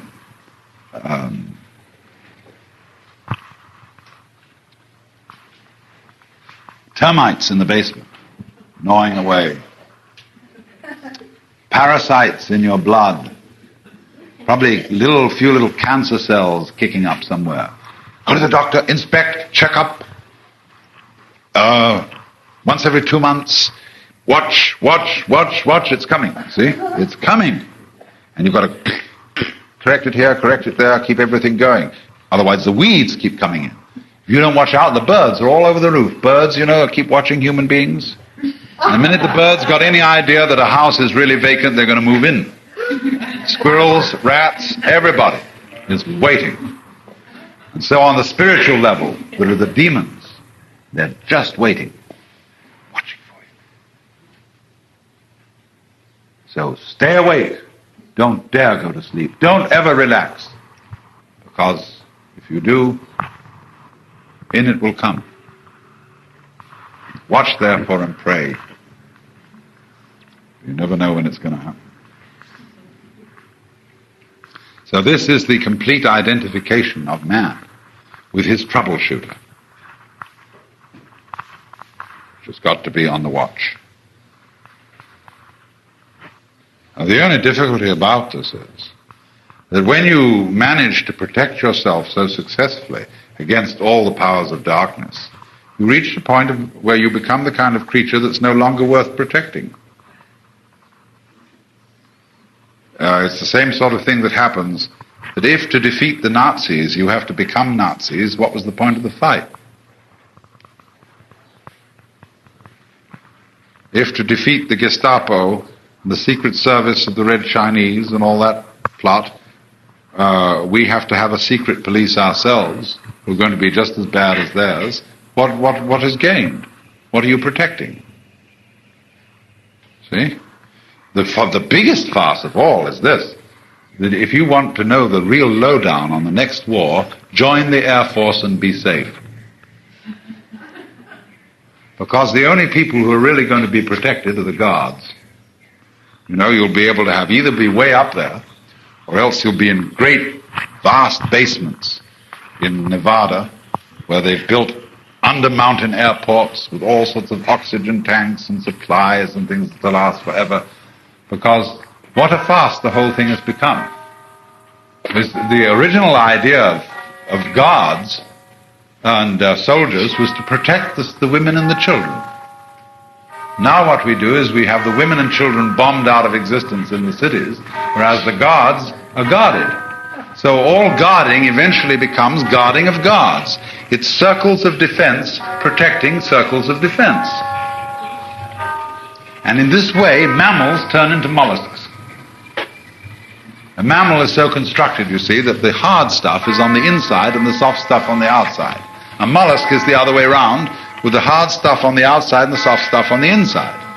Well, nature favors a bit mammals over mollusks, because a mammal is more sensitive, more responsive. See, a mollusk, you go donk on it and it doesn't feel anything. Whereas the mammal is really pliable, which is why, of course, in military tactics we abandoned armor. A knight in armor was completely helpless once he was unhorsed. Because he wore this armor, but he depended upon the forward rush of the horse and his lance to just blow through everything. But once you managed to unhorse him, he was the clumsiest thing. He was like a lobster. And all you had to do was to knock him down and crack open his shell with a can opener. So, increased mobility was found to be more effective. So now, this watch business. Watch, guard, always be watching, see? As I say, it creates, it protects, it encourages a style of life which eventually is not worth living, because it is like being the great dictator. It is like trying to be God. If you're the great dictator, and you're in charge of everything, you should read a Hindu book called the Artha Shastra. This deals with advice to a man who is a Chakravartin, that means a turner of the wheel, or we would say a big wheel, who is the supreme ruler. And it tells him, first of all, that he mustn't trust anyone. No friends for you, my boy. No intimacies. Keep your own counsel. And especially, watch out for women. They have a way of worming secrets out of you for their favors which you want so much. So don't ever get too close to a woman. You can have concubines and prostitutes and everything like that to satisfy your physical needs. But don't fall in love. Trust no one. Then arrange it so that everybody around you mistrusts everyone else. You have set up what's called a kind of negative mandala. A mandala is a circle of power. You so arrange it that your immediate ministers are at odds with their subordinates. Why? Because if your immediate ministers do anything to betray you, their subordinates who want to occupy the superior position will sneak on them to you. Then you knock off the Grand Vizier and put someone in his place, because he's fool enough to want to get up there, but still. Then outside that rank you have another rank of people at odds with those, and so all the way down. Divide and rule. Then you live at the center yourself, and you have a secret passage connecting your inmost center with somewhere down the river where you've got a boat waiting in case anything goes wrong. And on the way out there's a stone which you can remove, and when you remove this key stone as you escape through your underground passage, the entire palace will collapse, kill everyone in it. It gives you architectural instructions how to do this. Then, of course, you have to have poison testers for your food. Eat nothing until someone else has eaten it and see if they drop dead. And then you have to have guards standing beside you, always, day and night. But there are other guards secreted behind panels in the wall who are watching the guards guarding you. And so you can't really ever sleep except with one eye open. You can never be like an ordinary inconspicuous individual and take a carefree walk in the park, because you have got to be in control 24 hours a day. So do you see how Big Brother, this is a Hindu version of Big Brother, is the greatest prisoner of all? He is the captive of his own survival system. He can never go this way. We find it very difficult, too, to go this way. He has to be all the time playing God, playing the personal, autocratic monarch of the universe. Now, you may think this very courageous, and so on, but in the end, the game isn't worth the candle. It has to fall apart.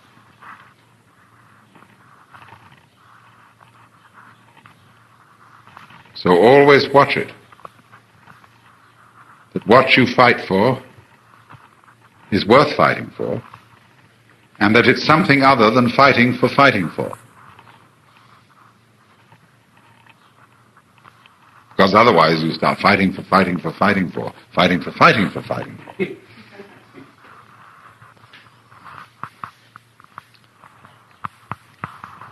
So these then, in sum, are the advantages and limits of waking consciousness. That it is a version of the world where what is important is what is valuable for survival, where we live for a future, where we live always watchful for trouble, because death is the thing most of all to be avoided. But this is a form of life which is always in danger of becoming not worth living, and which totally ignores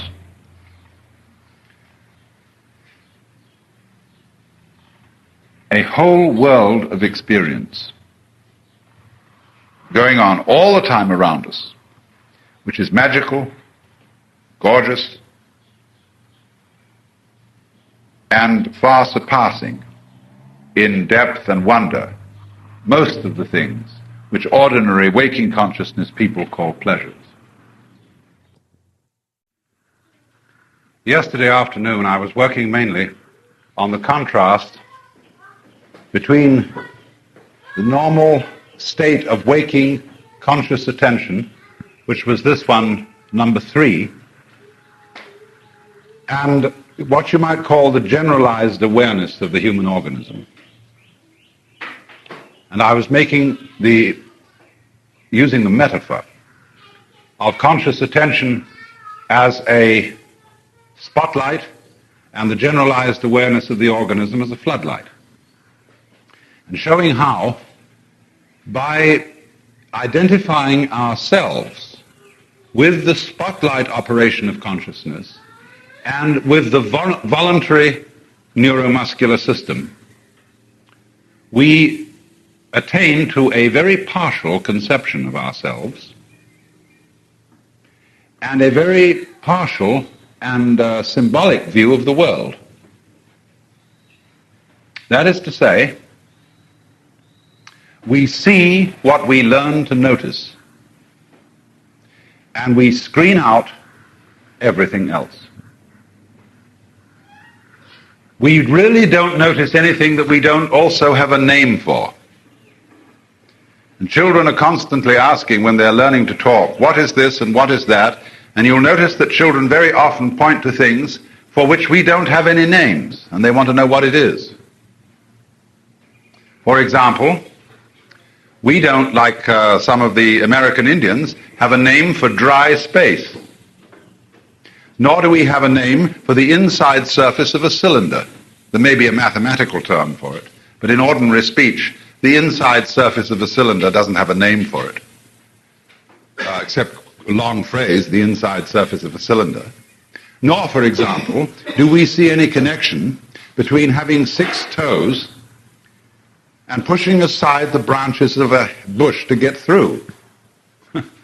But in an American Indian language, those are the same ideas. It's all based on the idea of V. You V the branches to get through, and you, as to your foot, you have a 6th one Ving off at the edge. You see? Now, what you notice, the way the world seems to you, the way its logical connections seem to you depend on whether you have words for it or whether you have symbols for it. So then, what happens is, as a result of concentrating on, or of using, shall I say, overusing, over-exercising the faculty for conscious attention, we come to have a sensation of our own existence as beings definitively separate from the outside world, the world beyond the skin, and from most of what goes on in our own bodies. And this state of affairs we could call alienation. When this state of affairs exists all by itself, but it is not necessary for that state of affairs to exist all by itself. The spotlight consciousness can be supplemented by increasing use of the floodlight consciousness so that it becomes balanced. We assume that the baby, before it has learned conscious attention and before it has learned any words, is all the time using floodlight consciousness with a little bit of spotlight, and therefore would feel, as Freud supposed, oceanic, that is to say, at one with its surroundings. When later words are used and it is taught to be itself and to construct the outside world as society constructs it and conceives it, then the baby develops a sense of having a separate ego. And this development is brought about by means of a stratagem, which gives the infant a great deal of confusion. Because since the baby is given a sense of identity by parents and teachers and relatives and other children, it is unable to resist the pressure put upon it by the social group. The pressure of a group, even upon an adult, is enormously powerful, much more so on a child. So the odd thing is that by the commanding pressure of this group, the child is informed that it is free. That is to say, that it is an independent agent and an originator of actions for which this separate identity is to be held responsible. And in that, you see, there is a weird gimmick, because the baby is told that it must be free. You are ordered to be free. That is to say, you are required to do actions which will be acceptable only if you do them voluntarily. And this basic contradiction that underlies our sensation of personal existence is the result why most people are confused, and why there is a nagging sense of frustration underlying all civilized human existence, because you are trying to solve a self-contradictory and therefore insoluble problem: how to be responsible. You see, the word responsible carries its own contradiction. It carries freedom. You are able freely to decide upon your own actions, but you must be responsible. You must do what you're told. So that paradox creates then the sense of the separate ego, which is, if anything, is a hallucination, because it doesn't correspond to any kind of scientific facts whatsoever. The separate organism, although separate, although having a clear outline and identity in that sense, and although every human character is unique and different from all others, nevertheless, every organism goes with its environment inseparably. And the behavior of organism-environment is a single field of behavior. These are the facts as they are seen by physicists, biologists, and ecologists. But our experience, our sensation of our own existence is not in accord with the facts. So what it seems necessary for us to do is not, as it were, to try to get rid of the sense of having a separate ego. You can't do that. You can't wash off blood with blood. And if you try to get rid of it, you actually intensify the hallucination that it exists as a real thing. But the ego exists in the same way as the equator. That is to say, it is a social institution, an imaginary boundary, which has a certain convenience to it. But when you start mistaking social institutions for physical processes, you are under a hallucination. So then, could we possibly go to a state of consciousness in which, without giving up the spotlight, that is to say, the faculty for conscious attention, and for constructing symbolic worlds, by selection among our sense impressions, could we do that not sort of all by itself in a vacuum, but against the background of more generalized awareness? Because after all, every particular activity, every tracing out of details, as I pointed out yesterday, requires a background. So the background of ordinary attentive consciousness, looking at, is generalized awareness. And the more you become aware of generalized awareness, the more you realize that you and the external world, right out to the furthest known galaxies, are a single process. And so when this begins to appear, one moves into state number 4, which I have called sensory awareness. There is a Zen saying, when looking for the pillow in the dark, the mind is all in the hands.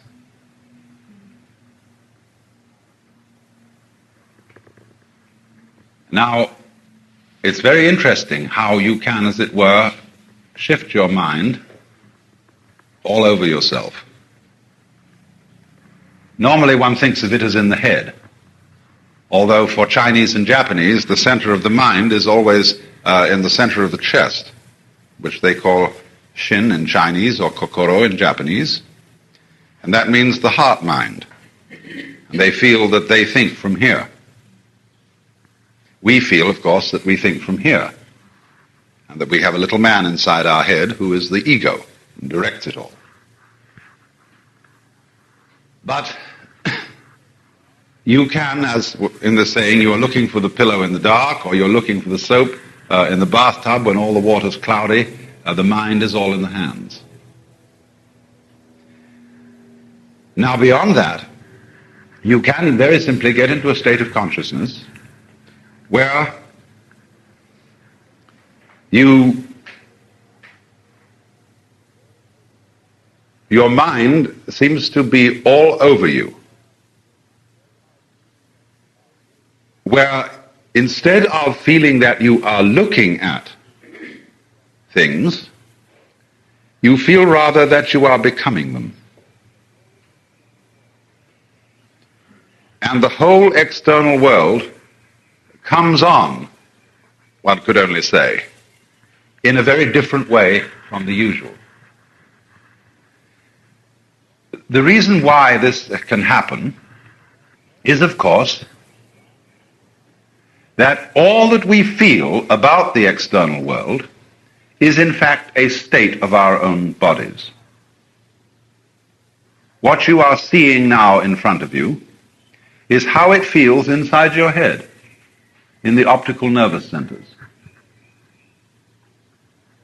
Your brain, and all that goes with it, is translating whatever there is in the outside world into states of itself, called color, shape, weight, texture, and so on. So all that you see is you, really, physically. But also one must add to this, that one of the things in the external world is you. So you are both outside and inside. You are something in nature, but all that you know of nature is you. And you'd have to take these two things into consideration simultaneously. So sometimes it might feel as if everything you see is inside your skull. And the next moment it might feel that your skull is in the middle of everything. Then the next moment everything is inside you, and then you are in the middle of everything, you see? A sort of capping process like this. So, in this state, you find that you less and less discriminate between what is important to be looked at and what is not important to be looked at. In order to enter this state, the first thing that is necessary is to slow down, to suspend judgment on what you ought or ought not to be doing. And here I would say then that I'm describing the initial stage of a process of meditation. And in talking in general about meditation, it is absolutely essential to understand that one cannot meditate correctly if you do it as a preparatory exercise for something else. Meditation is not self-improvement. Do not enter into it under any such delusions. There is no one to be improved. Meditation is a form of enjoyment. It's a way of digging the universe, if I may put it so slangily. Meditation is not meditating on anything. This always bothers Orientals. When somebody says, well, while we do this or that, we meditate. Well, a Westerner always says, what do you meditate on? An Oriental can't understand that. We don't meditate on anything. Meditation isn't about anything. It isn't like thinking about. It's simply a clarification of consciousness, and can be about anything or nothing. And so to enter the state of mind, which is called jhana, which when translated into Japanese becomes Zen. Jhana is a yoga word. The first thing that's necessary is then to slow down and to abandon notions of what it is important to do and what it's not important to do. And instead of closing your eyes, keep them open, keep your ears open, keep all senses open, but don't program them. That is to say, don't tell them what they're supposed to look at. Let them simply fall upon, or let everything that is there to be heard or seen arrive by itself, and let the senses work by themselves. That is to say, let your eyes see whatever they want to see, let your ears hear whatever they want to hear, let your nose smell whatever it wants to smell, and let your sense of touch feel whatever it wants to touch. And in general, let your mind do whatever it wants to do. Of course, as a matter of habit, the mind tends to be incessantly chattering. Words set up constant circuits, and one's skull is full of voices. They're not always your voice, your mother's voice, your father's voice, your Aunt Matilda's voice, your teacher's voice is still talking to you when you think. And if you listen very carefully to your thoughts, you will hear other people in your head. Because you see, you are not you. You are an amazing collection of what George Herbert Mead called the interiorized others. And all this chorus of voices is constantly directing your life and propagandizing you. You have now to tell them to shut up. And try to let thinking, that is to say, interior talking, stop. Now you can't force it to shut up. And that is why one of the classical aids to meditation is concentration.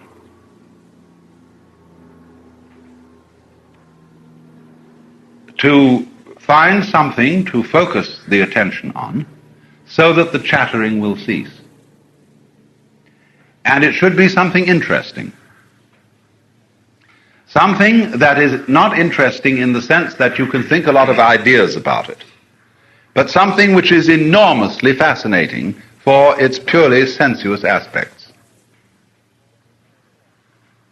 The female form is not too appropriate for this purpose, nor the male form for women, if they find that very fascinating, because it has so much social junk attached to it, so many associations. So it inclines to choose something like jewelry, or a crystal, or a flower, or a purely abstract play of light patterns, or something like that, as what is called a support for contemplation. Something which you don't need to think about, but which you can look at enwrapped. And as you acquire this way of becoming wordlessly interested and fascinated with any focal point of consciousness, you will begin to see, as your eyes move, that the whole world is like that. That, for example, you become aware of the myriads of colors playing around on the floor. This isn't a question of trying to see how many things you can notice. You know, a game that children play is that a tray of assorted objects is displayed before them for 1 minute and then covered, and you write down how many things you saw on the tray. It's not like that at all, because on any given tray there are infinitely many things, and you could never count them all up. It isn't the point of how many things can you see. The point is like having a clear window to look through instead of a dirty one. So that the whole of the sensorium, that is to say everything seen, heard, tasted, touched, and smelled, becomes much clearer. And none of it, as you learn not to think about it, it becomes much richer than it is when you think about it. And so everything starts to be more real, more alive, more glowing, and you suspend also judgments about things. What is good or what is bad. And in doing this, you introduce yourself to a fascinating world. That is why some Indian yogis practice what is called mauna, which is silence. Maybe silent, some have for 10 years, some all their lives. Because after you have practiced silence for a month, you get silence in your head as well. Now there are dangers to being a mauni. When you see the clouds, you become the cloud. And if you are wandering down a street where there's a riot going on, you're liable to join the riot. Because that's what's happening. You just go with it. So one doesn't enter into mauna without a guru and without some kind of a discipline which protects you, as it were, builds a protective wall around your experiment. just in the same way as a bird builds a protective wall, the shell, round the young chick before it's ready to hatch. So, in the ordinary way, therefore, you can't expect a Western person negotiating a high civilization to be a mountain, or to be silent all the time. But for the sanity of any Western person involved in this kind of civilization, it is very important for him to be silent some of the time. And I mean silent inside the head. Just as you must stop talking occasionally if you want to hear what anybody else has to say.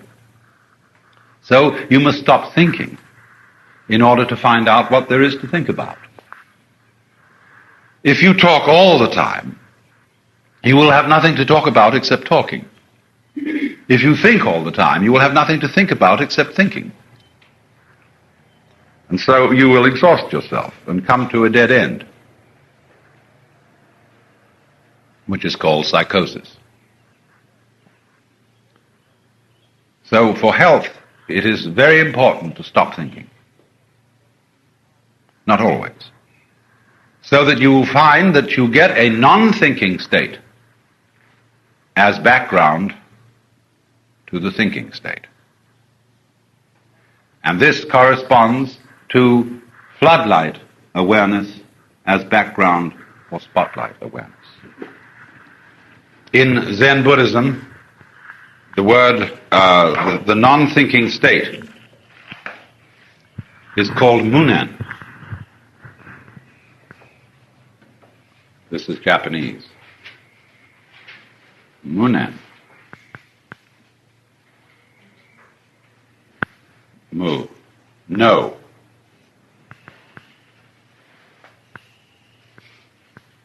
Nen. Thought. It means thought. And it also means blocking.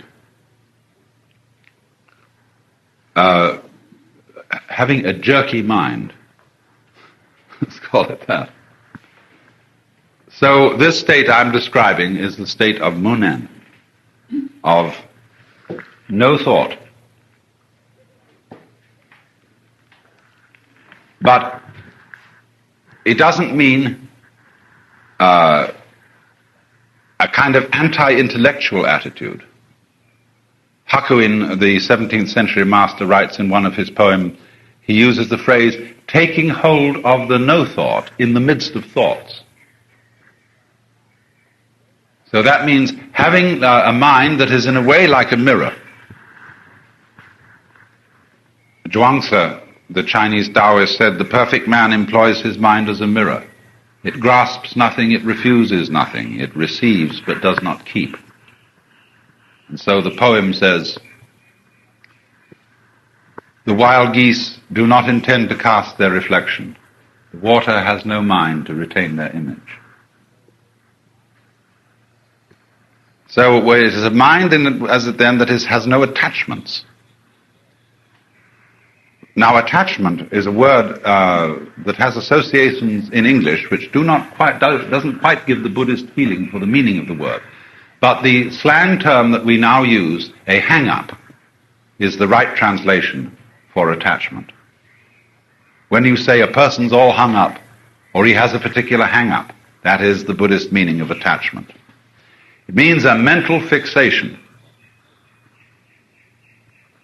or an emotional fixation, on some particular pattern of life.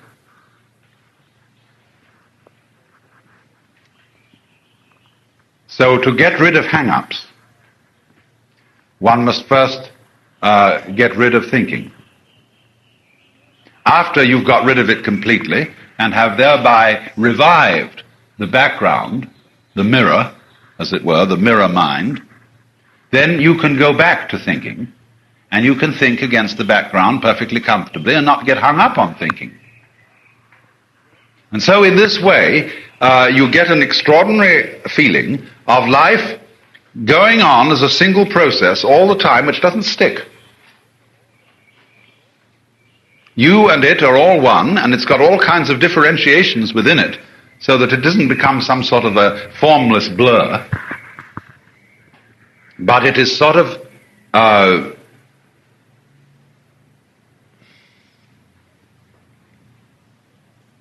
it flows like water. As water has all the patterns in it, the network of sunlight, the ripples, so on, so in the same way the world has all this, but it constantly flows because there are no hang-ups. So then the royal road to this state is giving up the sense of urgency, that you ought to do something. Something is required of you. And understand, for example, that looking at a rubber band on your fingers can be quite as important as anything else you can do. In other words, being here at this moment and listening to the sound of my voice without paying the slightest attention to what it means can be as important as anything there is in the universe. Why not? Is the tree outside important? It's beautiful. Is it worth looking at? Why, certainly. But it's not achieving any great mission in life. It's just being a tree. As Emerson said in his essay, I think, on compensation, these roses under my window are not concerned whether they are better than last year's roses or whether next year's roses will be better than they. There is simply the rose. It lives for today. And that's the point. When you learn the art of meditation in this way, you will see other people rushing around wildly like chickens with their heads cut off. And they think they're going somewhere. And they're completely deluded. They're there, and they don't know it. That's why they're rushing around so wildly. But you, by this means, can begin to learn that you're there now. And that the extraordinary thing, as you see the world in this way, especially as you see people in this way, and from this point of view, you realize that people are valid natural processes. Just like trees and birds and clouds. Now, do you ever criticize a cloud for being badly shaped? Did you ever see patterns in foam make an aesthetic mistake?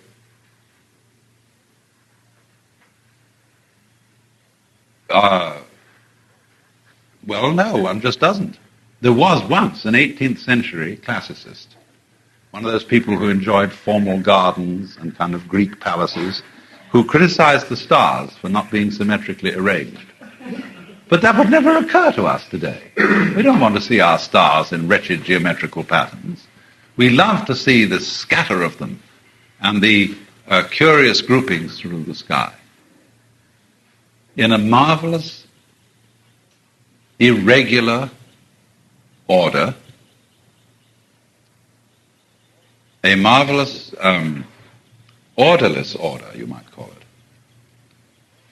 it. The funny thing about clouds and stars and mountains and all natural outlines is that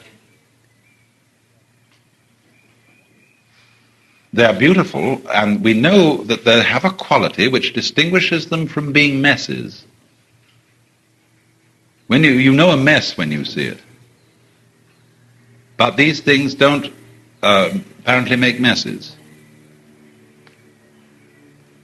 So in a way, human beings don't either. And when you see human life as something that is just the same kind of thing as the shape of a tree or a cloud or like that, you stop judging it. And you have to know that about yourself.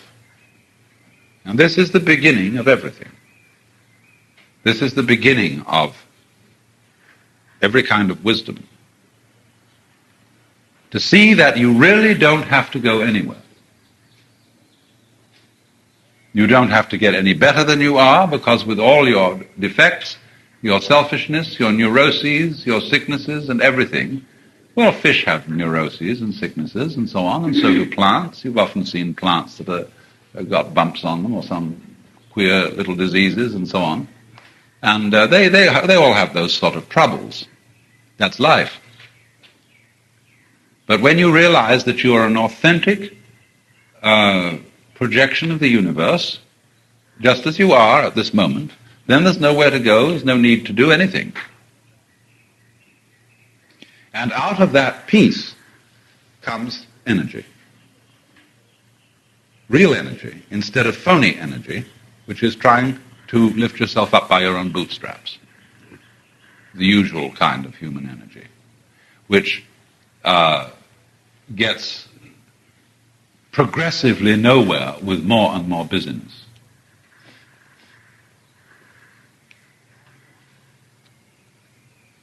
Now, beyond this state, there is going to follow another, which I have numbered 5.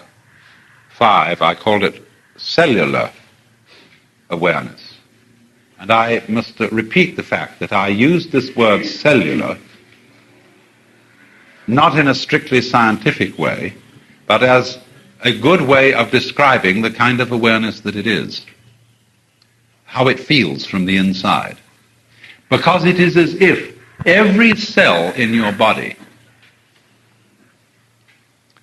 became alive. Now you know, your cells don't talk English.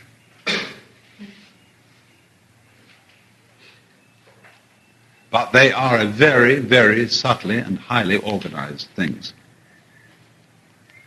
If you've ever seen a model of a living cell, you've seen the most fantastic object. And those cells are engaged in all sorts of activities. But they don't structure the world the way you structure it, because they don't use that language. And so as you get into cellular awareness, you begin to feel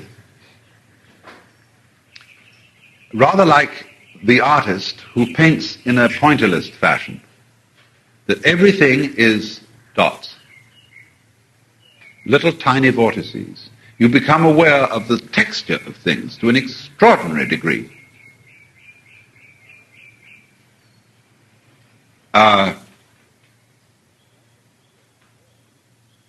It's almost as if the world had been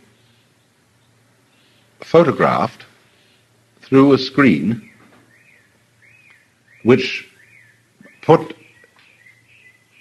into the senses a feeling of intense detail,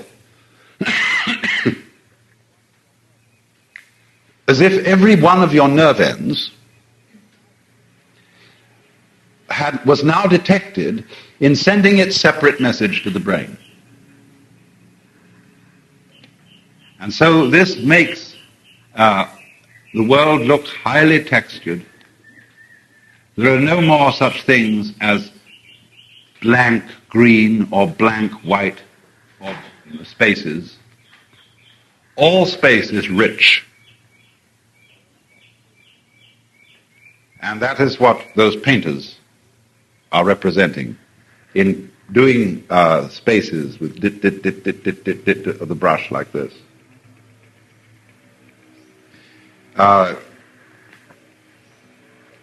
And also, you will notice that certain kinds of painting, particularly, say, Persian miniatures, if you look at them, you will see the artist is painting the world as the Arabian Nights describe the secret garden into which Aladdin went, where all the trees were made of jewels, and where everything looked as precious as if it had been carved by a master carver. And they try, with their art, to give the impression that the more you look into the background, you see suddenly that the background of a pillar, the painter hasn't made it white. He's put a design into it. in white, but just a slightly different shade of white. Complex design. You feel that within the design there is still another design. And that it has an infinitely carved, rich texture. This is why Oriental art, in general, you find this among the Chinese at a certain period. You find it constantly in India. You find it in Persia. You find it in the Moorish work. And you find it, too, in early Celtic manuscripts, like the Book of Kells, the Lindisfarne Gospels, and so on. This fascination with what seems to be a world of infinite detail. And this, of course, is the world of paradise. This is what all those angels and whatnot are about.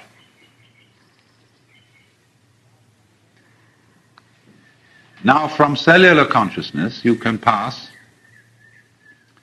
to what I would call, again, symbolically, molecular consciousness. Not that you are going to be aware of molecules. No. But it is as if suddenly, this is the state which Buddhists, or part of the state which the Buddhists call suchness.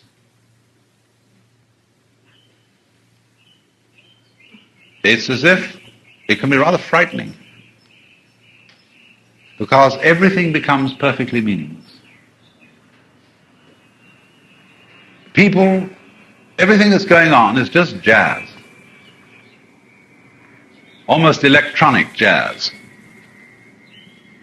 It is a dancing process of energy.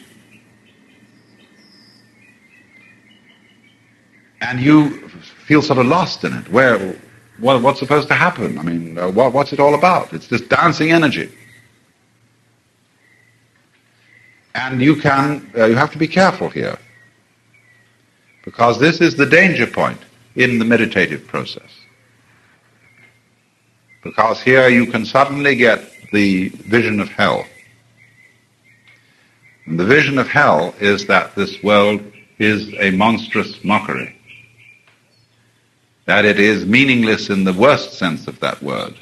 It is just a gyration, a pointless gyration of particles, or of wavicles, or of whatever, which is tormenting itself. It keeps itself going on with a certain kind of hope in order that it may eventually destroy things. And then you see the horror of biology as the mutual eating society. What a ghastly conception it all is. And everything is phony. People say they're people, but they're not. They're just robots. Everything is made of plastic or enamel tin. Everything is just buzz. That's a danger, you see here. But if this happens to you, and you get the feeling that everything is pointless, everything is just mechanical buzz, what you do is what an Arab does in a sandstorm. He knows there is no possibility of conquering the sandstorm.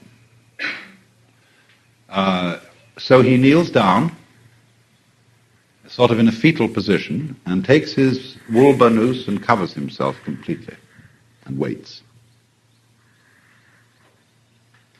until the storm is over.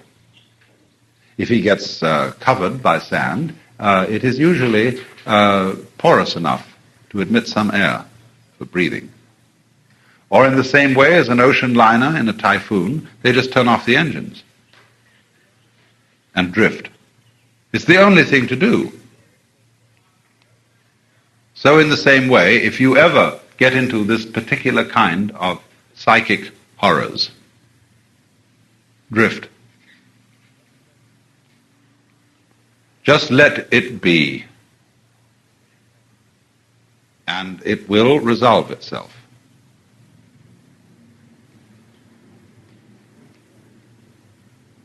And it's important to go through that state in a way. Important to realize that you don't know anything. You don't know what it's all about. You don't understand the universe. It's all incomprehensible.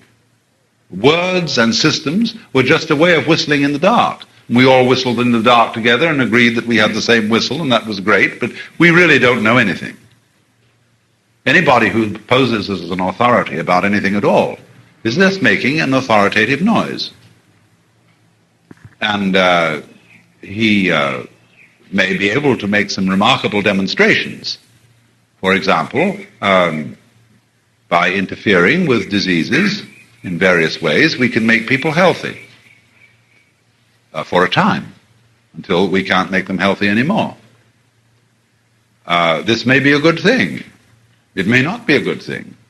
It might be best not to interfere with nature, but simply to let human beings alone and regulate by a kind of inner natural homeostasis their own population level, and let's let it happen.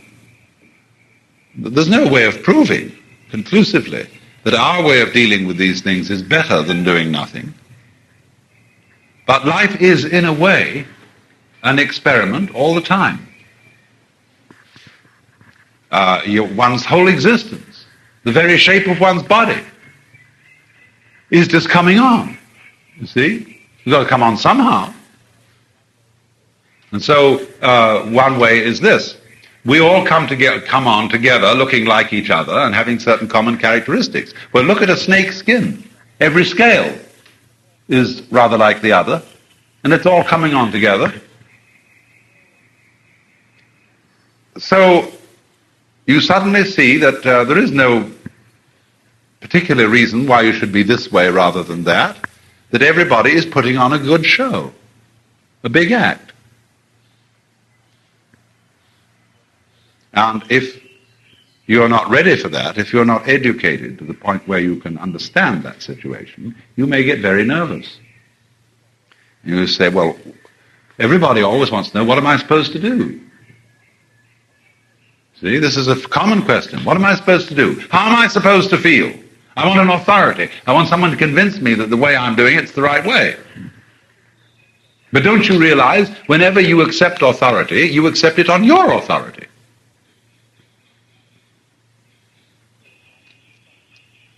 You say, I believe the Bible. Because why do you believe the Bible? Because Jesus says in the Bible that we should believe the Bible. Yeah, but it's your opinion that is an opinion to be accepted. It's on your own authority. You create the power of your own teacher. And you create the power of your own government. That's the saying, the people gets what government it deserves. And if you don't like it and you don't overthrow it, well, then that's your problem. But always, you see, authority springs from you. So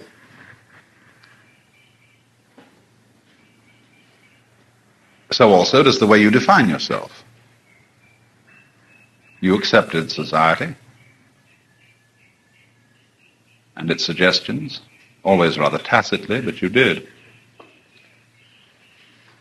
So here, in this amazing moment of seeing the world as a big act, as a big buzz, as jazz, doing this, it's all vibration. And you see absolutely no compelling reason why it should be that way rather than any other way. Well, if you don't panic, you see, then you get into the domain that Buddhists call suchness. It is just as it is. Now, if it's a big act, who's doing it? Who is the actor? What lies behind all this jazz? That's the big question. And it is through asking that question that we move from 6 to 7 into the state that I called light. Because when you become aware of energy jazzing this way and that way, and on top of this you have already, don't forget, become aware that you and the outside world are a single energy system.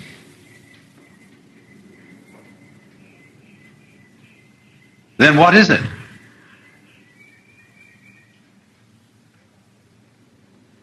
You realize, for example,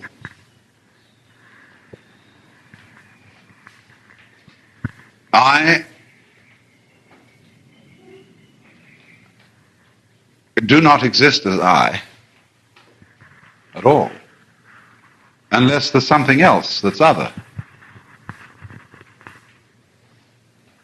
And that immediately is the clue to the fact that self and other are polar. They go together. Well, how do they go together? All right, put it the other way around. What would you do if you were God? If you were the works, in other words. If you were this whole capacity for patterning energy, what would you do? Well, you'd first of all have to draw the line somewhere and then proceed. You'd have to make a difference. Because if something doesn't make a difference, it doesn't matter, does it? So if you want to make matter, you've got to make a difference. Well, if you take that along, and you try all the amazing differences that can be tried, and you differentiate this from that and so on, from so forth, among all the possibilities of being God, you will eventually arrive at what you're doing now. To you be just this sort of circumstance, because this will be one of the infinitely many things to do, with certain restrictions on you, which of course you have tacitly originated, because you wouldn't know where you were without them. And then you suddenly see with this astounding clarity that the energy may symbolize itself to you as a sensation of intense light. You see, our understandings have a way of representing themselves to us in sensuous imagery. We say when very happy, I was walking on air. You could have knocked me down with a feather. He saw the light. Everything became clear, i.e. transparent. Now, these are not necessarily meant literally, but in intense cases of insight, there is a literal sensory feeling corresponding to the insight. And when something becomes utterly clear in a way that is emotionally and intellectually overwhelming, you are liable to have the feeling of intense light inside your head. Or sometimes a feeling that everything looks transparent, as if it were glass, but it's still there. You don't actually see through it. You don't see the pattern on the chair behind somebody's head. But they look transparent because things have become clear. And it has become, at this point, light, shatteringly clear that everything is it, the light, the energy, coming on at you in different ways. And you're coming on at it, and it's all one coming on. You can see that light is the basic component of black things. There is nowhere that isn't light. And if you can't see it, you can hear it. It comes on at you in all kinds of disguises. So here you see it's tabling. Here it's handing. Here it's revolving. It's dancing all sorts of patterns. And you're it.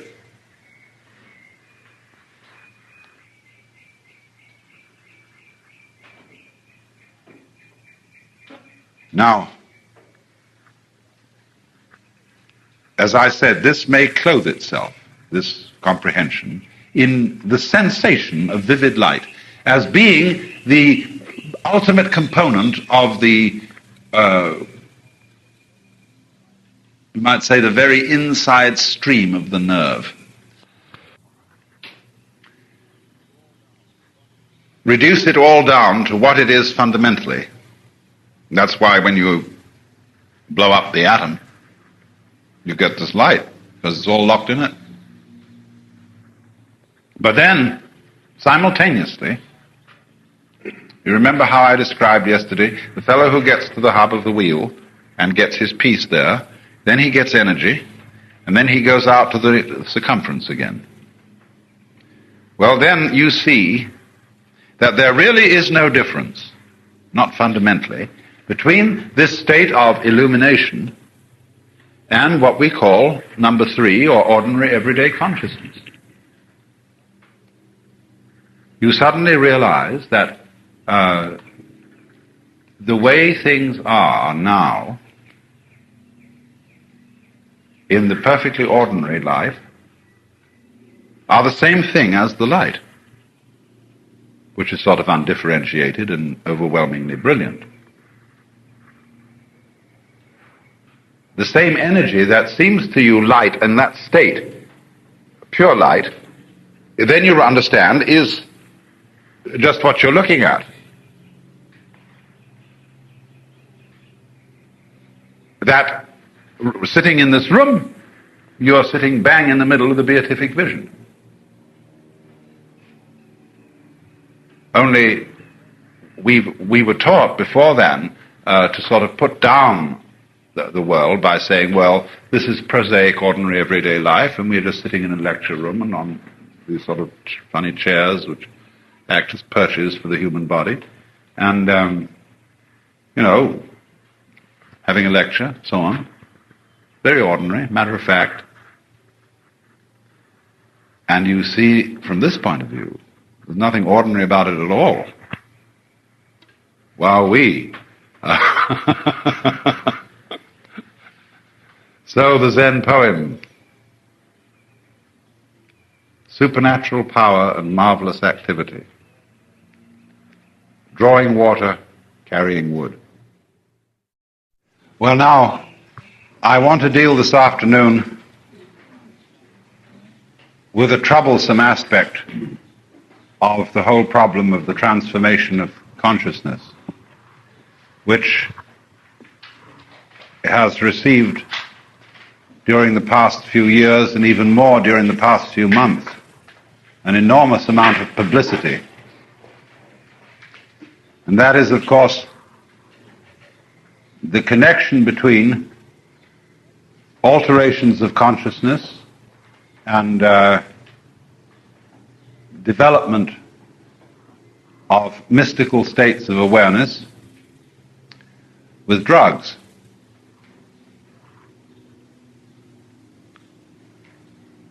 And the first thing we have to do in considering a question of this kind is to clean up our semantics.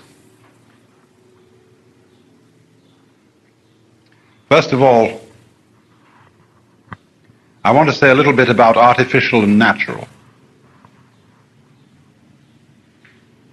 Because there are certain contexts in which the word natural means good and artificial means bad. And for the life of me, I cannot get to the bottom of this. Because nothing is more artificial than the distinction between the artificial and the natural. A bird's nest is as artificial as a house. So is a bee's nest. Everything done by artifice is artificial, I suppose. And yet, if you look, as the Chinese do, at art as a work of nature, you wonder what all this means. Artificiality, in one sense, is acting with skill or with art. It means in Latin, official is from the root facere, to make, ars, artis, artifact, what is made by art. So a sculpture, a painting, in fact anything well and skillfully made is an artifact or a work of art. Doesn't have to be fine arts. It can be a shoe, a dress, a cooking pot, anything. In fact, our museums are stocked with the everyday objects of the ancients, which we consider works of art. I don't know whether in the future they will stock museums with aluminum saucepans and things like that. It remains to be seen. But then artificial also has a secondary sense of something that looks too much as if it were a work of art. What we call affected, studied, or contrived. When you get what looks like a drinking glass made of glass, and you suddenly find out it's made of plastic, you get a feeling of the artificial in its second sense. Something pretending to be what it isn't.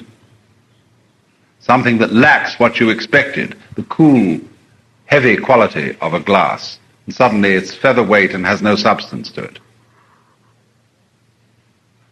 Or when a person behaves in an artificial way, you feel they're awkward about it, they're putting it on, and what they are putting on at you is entirely different from what they feel underneath.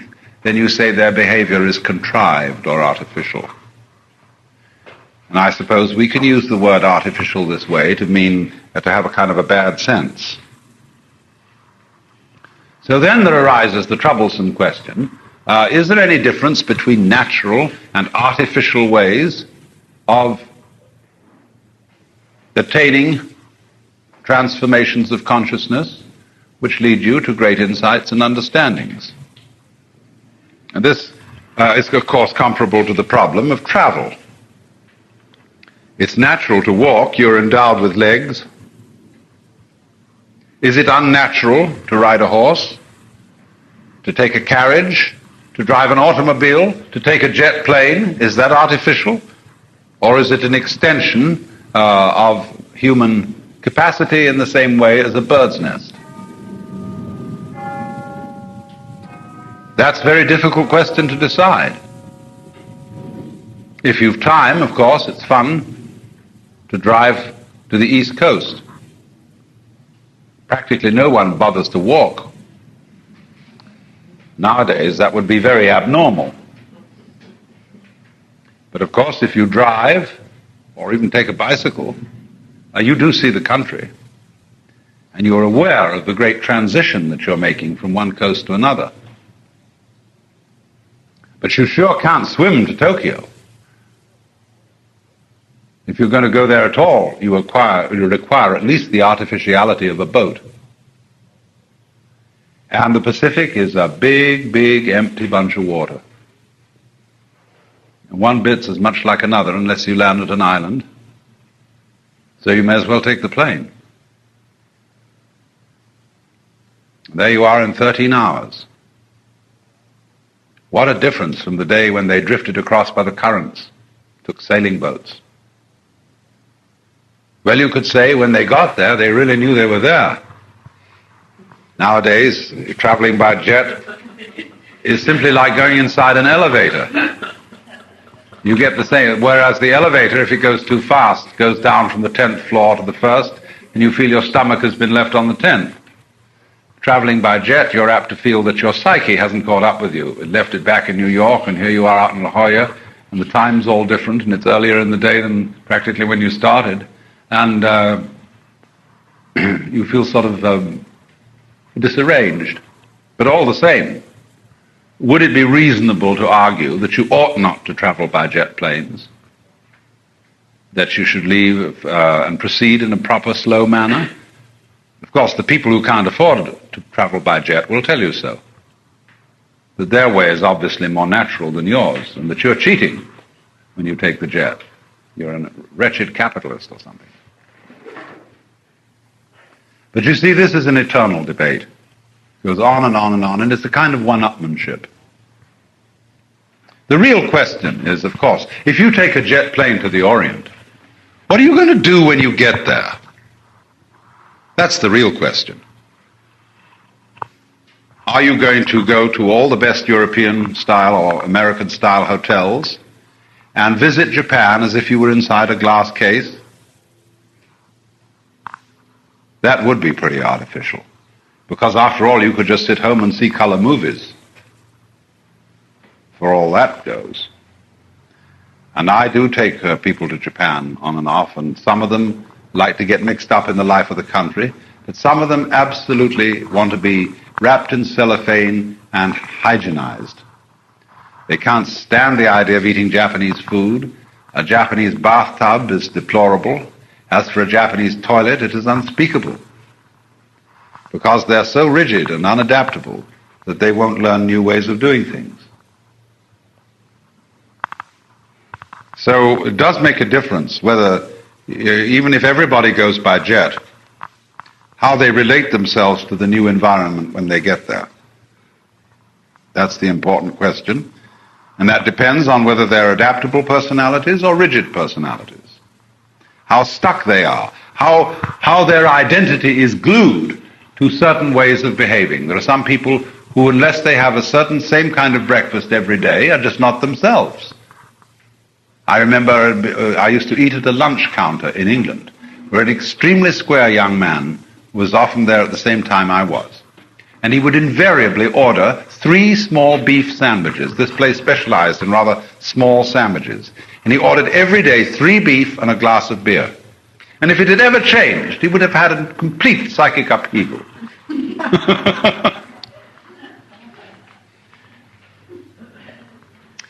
Well, now, the question of the jet plane, and is to say the technical means of arriving somewhere, is in a way parallel to the question, will you travel in these states of consciousness by, there are many ways of doing it, you see. There are the methods of meditation, some of which are quite difficult and take a very long time. They're like walking.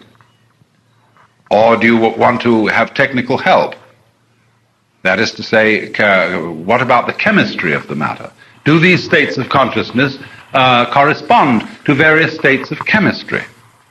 Now, traditionally spiritual people in our culture are horrified at this idea, because everything to do with chemistry is labeled artificial in the bad sense. As if somehow or other anything achieved by a chemical change isn't real, but it is somehow synthetic, like plastic glass instead of real glass, or like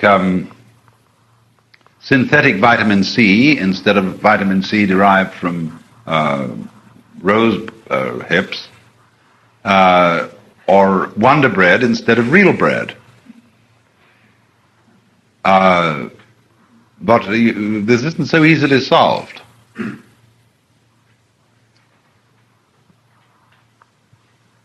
The word drug, to begin with,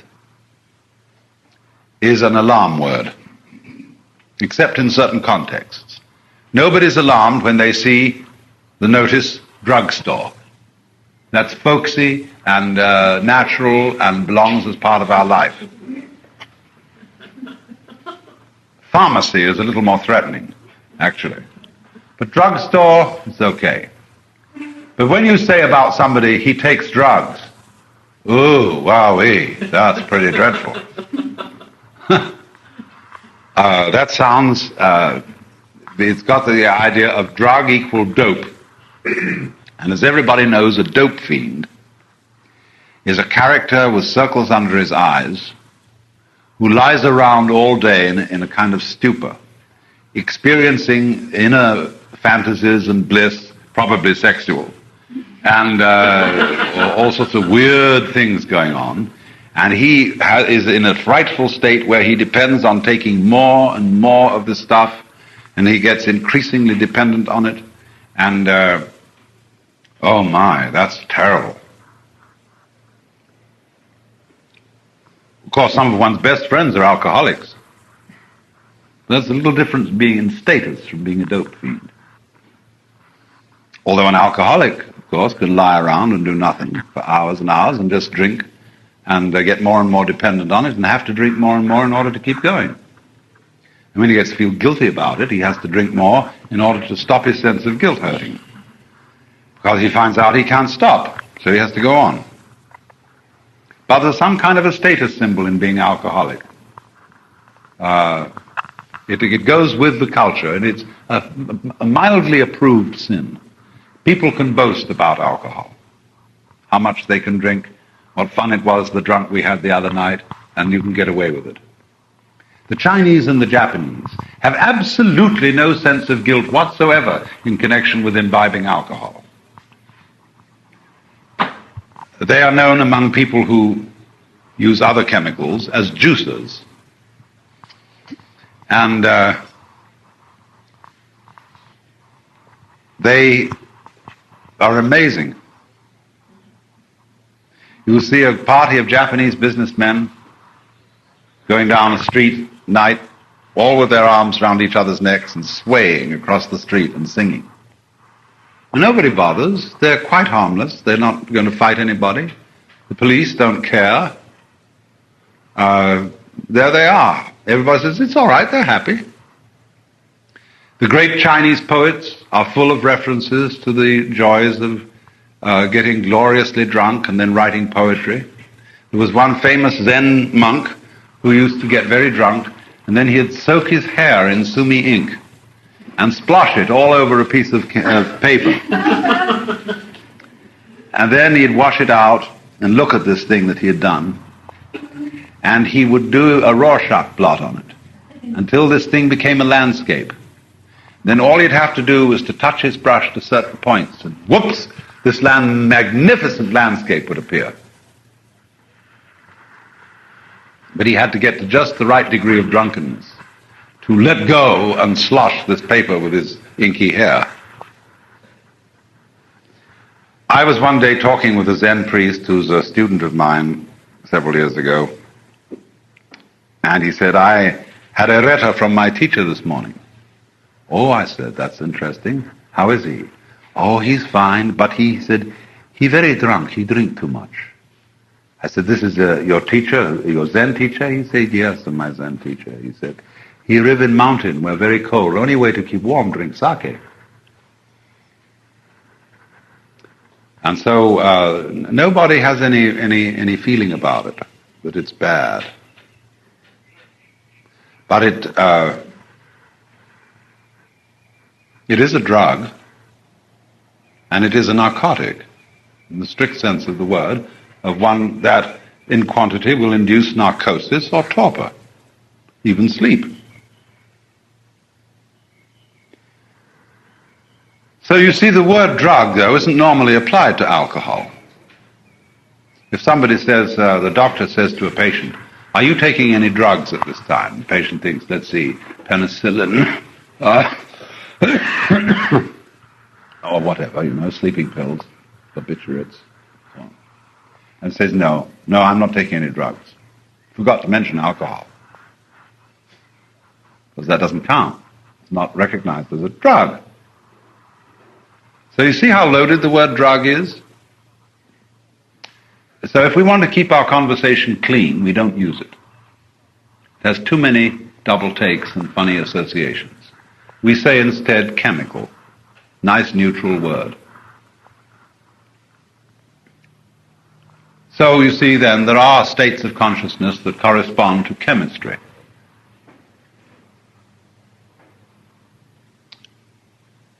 Here we get another difficulty. There is a certain prejudice going with the word chemical to say that life, to talk about biochemistry as if life were explainable entirely in terms of chemistry or controllable in terms of chemistry, seems to be a put down to life. There are many, it's much within the culture that we live in that mind should always triumph over matter. This is why Christian Science is so popular in the United States. And all kinds of so-called metaphysical things, divine science, religious science, etc., etc., etc., all concentrate over, think positively and all will be well.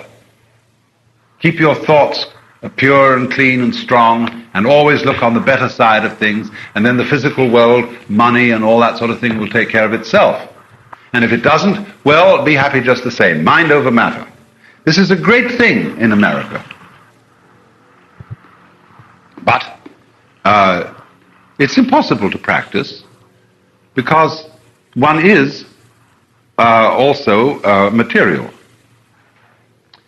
If you could perfectly practice mind over matter, of course you should abstain from eating and not be dependent on this murdering business that we all have to do in order to stay alive. You should certainly renounce aspirin. You shouldn't take vitamins. They're chemicals and, in a sense, drugs. Coffee, tea, all that's very wicked. And, of course, don't drink wine. When Italian people are asked to specify what they spend on liquor, food, etc., they always list the wine under food. Liquor means strong drink, because they consider wine as healthy, normal, everyday drink that everybody naturally has, and the French would think of it the same way.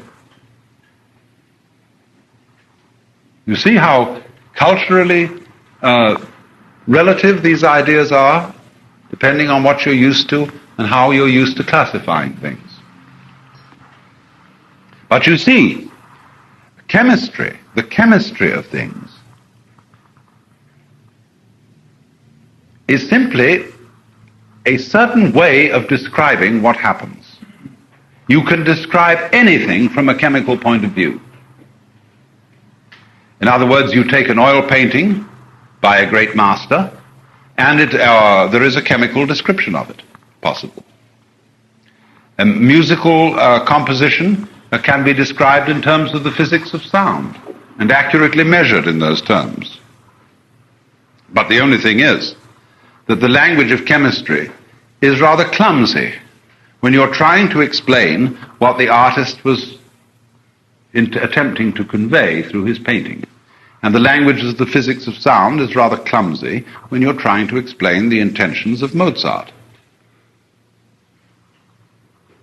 And from some points of view also, the language of biochemistry is clumsy when you're attempting to discuss the nature of various intellectual or spiritual insights. But nevertheless, there is a chemical aspect to all spiritual things, just as for every photograph, whether it be a photograph of a great saint or a striptease artist in the newspaper, there is at the basis of all of them that grid, which is necessary for reproducing a photograph at all.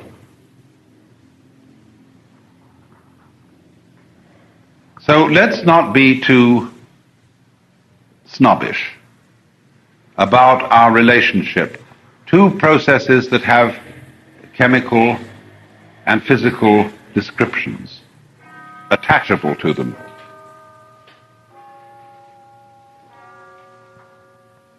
Even the Catholic Church admits there are such things as sacraments, and that through the physical agency of water, a person may be given the grace of baptism, and through the physical agencies of bread and wine, he may partake of the body and blood of Christ, using physical means to a spiritual end. And I always detect in people who want to make mind entirely superior to matter, matter completely subordinate to mind, a certain kind of spiritual pride, which in Christianity is the most insufferable of sins. G.K. Chesterton used to recommend as a spiritual exercise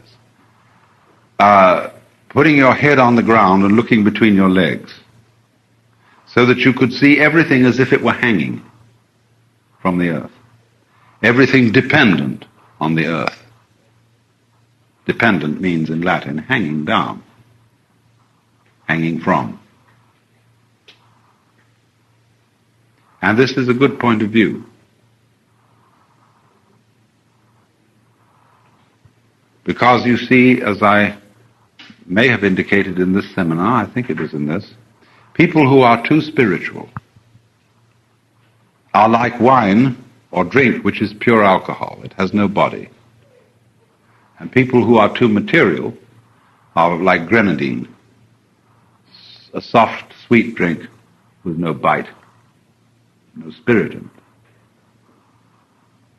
And we have to follow the middle way. So therefore there are chemicals which bring about changes of consciousness, which can be, in my opinion, aids to the meditation process. I remember a Chinese Taoist philosopher once said to me, when you start meditating, you should have a few drinks. It will increase your progress by about 6 months. That's a Taoist attitude, and it's a very Chinese attitude. That may be true for Chinese people. I don't like to work that way myself.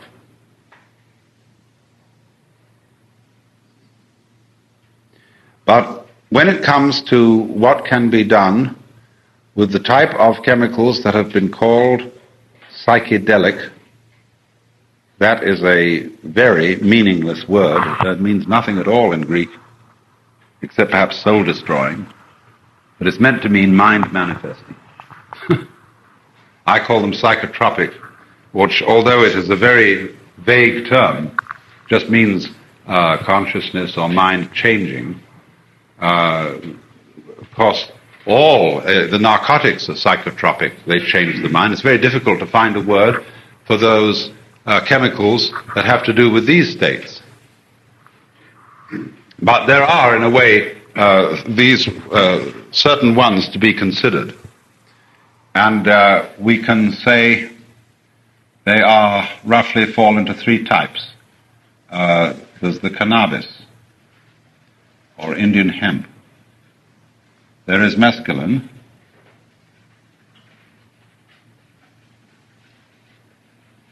And psilocybin.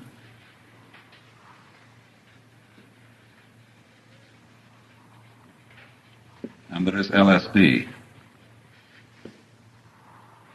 These are the principal ones that are under discussion today. And over here, of course, you see, in this domain, we have alcohol, opiates, and I suppose barbiturates.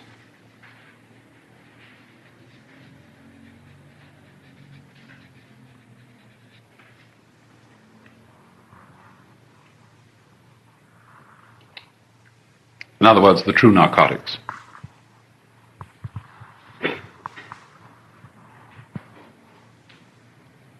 Well, now, in the use of any of these substances, there are 3 factors to be considered, or what is called more strictly 3 variables. One is the chemical itself. 2 is the setting in which it is used, the surrounding circumstances, both physical and social. And 3, the set. And the set means the attitude and character of the person using them, his background, what he brings to it. And because there are 3 variables, it's impossible to say of any one of these chemicals that they are specific in what they do.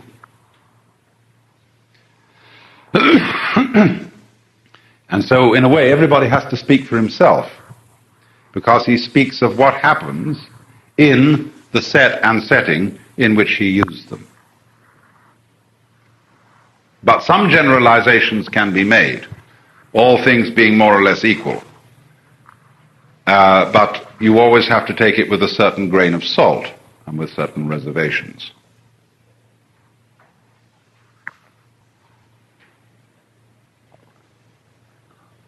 So what we're talking about then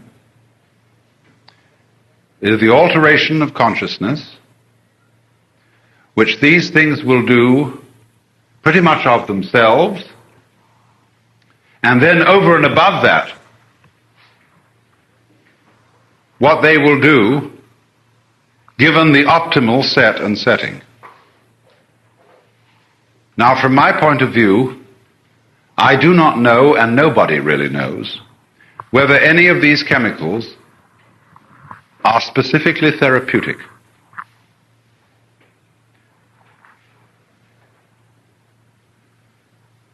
There have been in the past therapeutic uses of cannabis or Indian hemp. I looked at a British Materia Medica dated 1918, and there were all sorts of ways in which this was then prescribed.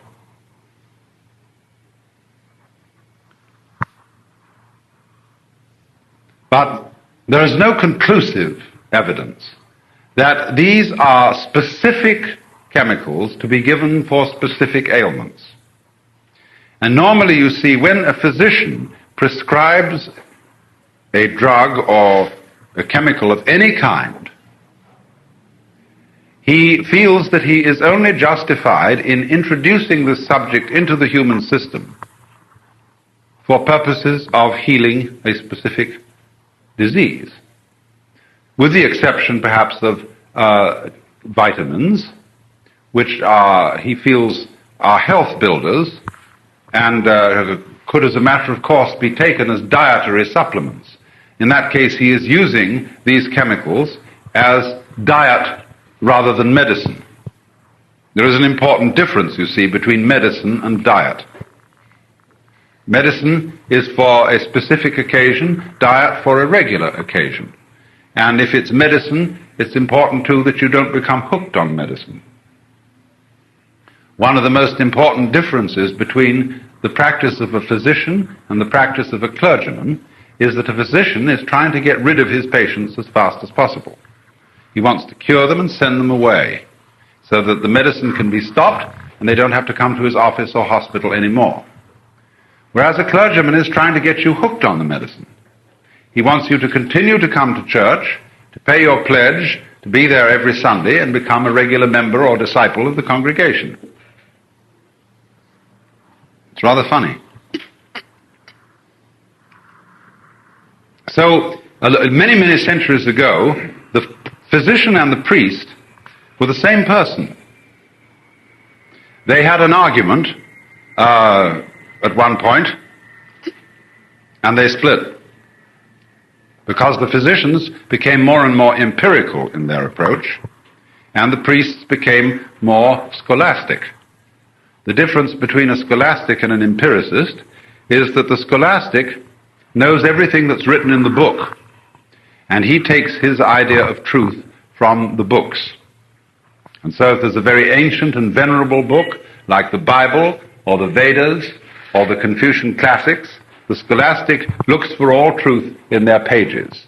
He does not look outside for just the same reason that the theologians would not look through Galileo's telescope, because they said, well, if it agrees with what is in the Bible, we don't need to look through it. If it doesn't agree with what's in the Bible, it must be the work of the devil. But increasingly, physicians began to take an empirical point of view, which was opposed to the scholastic and the theological. And therefore, priest and physician could not be the same person. But this has had unfortunate results in that it has impoverished both professions. If somebody is seriously disturbed in mind today, and he goes to a clergyman, the clergyman will immediately send him to a psychiatrist.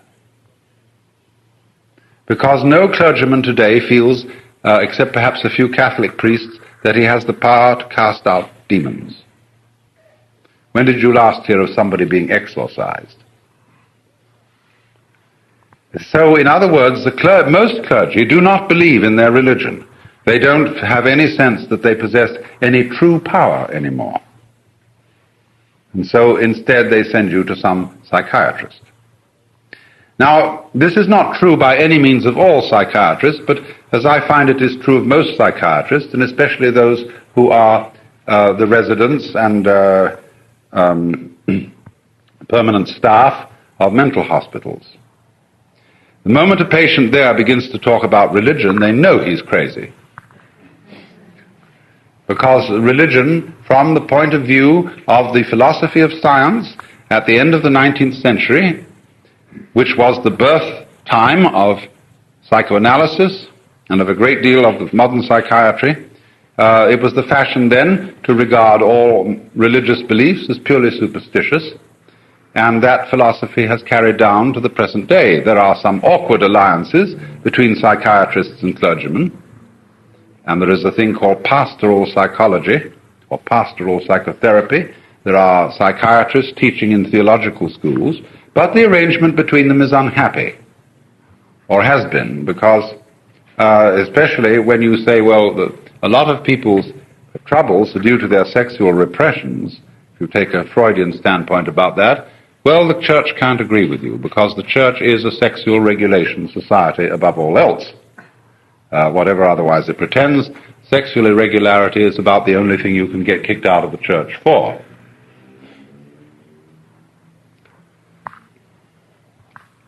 So then, the doctor, the physician, feels out of role when he prescribes medicine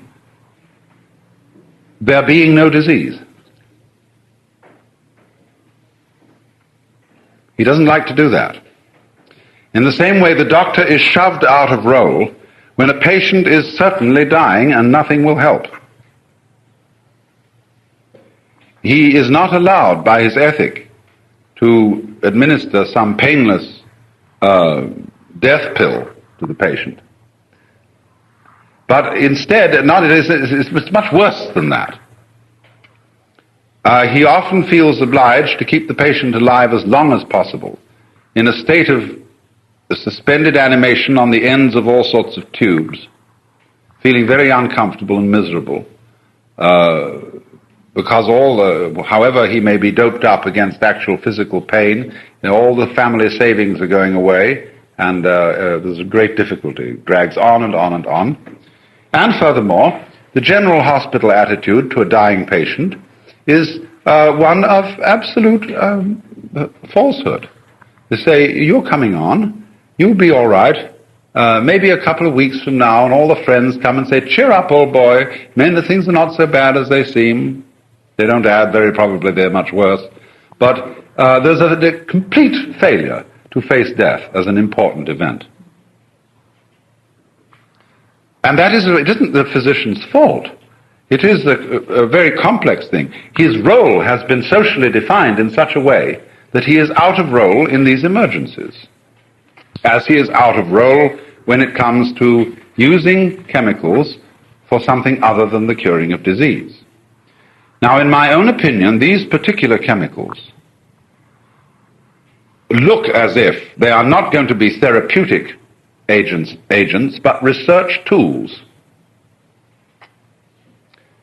Just as you magnify your senses with a telephone, which enables you to hear for thousands of miles, with television, which enables you to see for thousands of miles, or with a telescope, or with a microscope, which enables you to see things totally invisible to the naked eye. May I ask whether these things are bad artificialities? Whether it's really wrong to use telephones, television, microscopes, telescopes? Is that bad? Well, if it's all right to use a microscope, outside your skin, here it is, a brass gadget with lenses in it. It's all right if it's outside your skin. Couldn't it be all right to use an instrument inside your skin, which would do a kind of magnification process from within the nervous system, provided that this does not seriously damage you? I suppose you can ruin your eyesight by using microscopes. But if it's not damaging, and if you handle it expertly, anybody can have fun looking through a microscope and see all the little things go wiggle, wiggle, and of course see the jazz go by. But if you happen to have biological or chemical knowledge, then a microscope is an extremely useful tool, as is the telescope to an astronomer, or to a navigator. So I regard these substances as instruments for investigation of the nature of consciousness, which require careful use, because like all things that take you into unfamiliar realms, all exploring is dangerous. It's dangerous to explore outer space. It was dangerous to settle the West, because there you encountered wild Indians. In this sort of situation, you don't encounter wild Indians, but you encounter psychoses. And that's always dangerous, of course. And you might get into a psychosis, especially if you were predisposed to do so in the first place.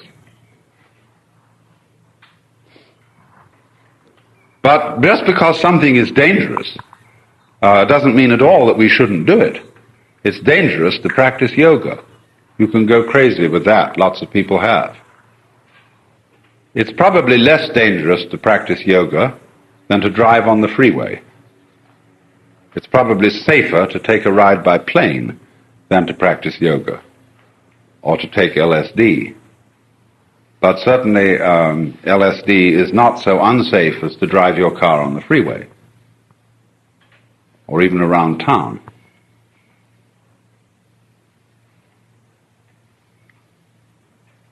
So assuming the responsible use of these substances, really things can be done with them.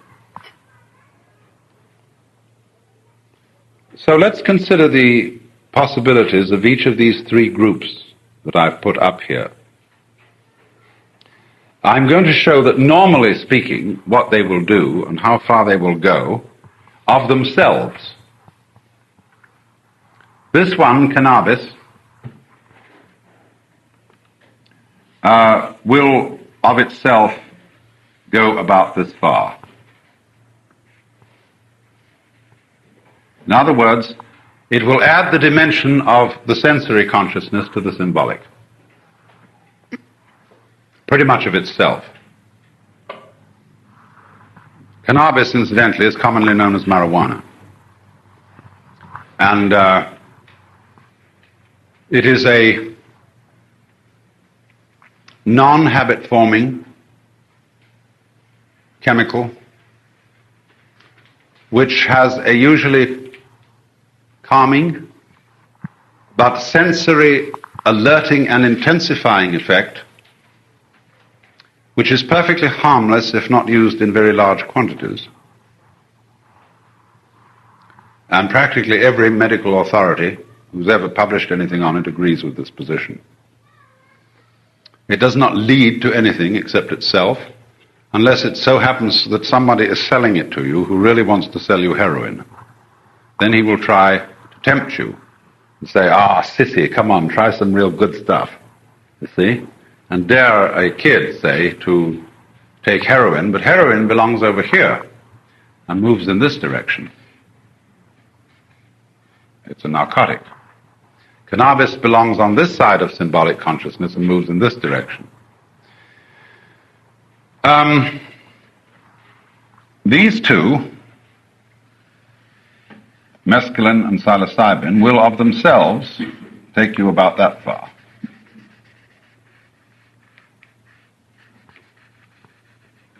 Into what I described in this morning's session in various characteristics of what I call the cellular consciousness. Both of them are curious in respect that, of course, you know that mescaline is the same as peyote. It is a distilled synthetic which corresponds to the main active principles in the peyote cactus and is used by the Indians of the Southwest for a religious sacrament. That is the Native American Church, which is a Christian Indian church, which has a very good reputation as a kind of a law-abiding, pleasant people. The characteristic symptomatology of both these substances. This, incidentally, psilocybin is also from the southwest. That is a synthetic of the active principle of certain mushrooms that are to be found principally in the state of Oaxaca, but actually along the whole west coast of America as far north as Vancouver. The mushroom psilocybe mexicana, Haim, is the principal one so used. And likewise here again, this mushroom, which is called teocanatl, or the flesh of God, is taken for religious purposes in a sacramental way. Both of these, as I would say, have a general atmosphere about them which is rather earthy. They go extraordinarily well with the vegetative world. They bring to life one's vision of nature and water and plants and sky in an extraordinary way. On the other hand, LSD has a more, I can only call it electronic feel about it. I don't know why. But the possibility of LSD by itself is to get to about here.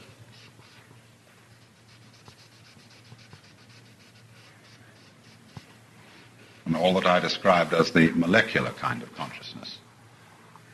LSD is produced from wheat ergot, from, first of all, lysergic acid, which is derived from wheat ergot and then refined into a very complex molecule,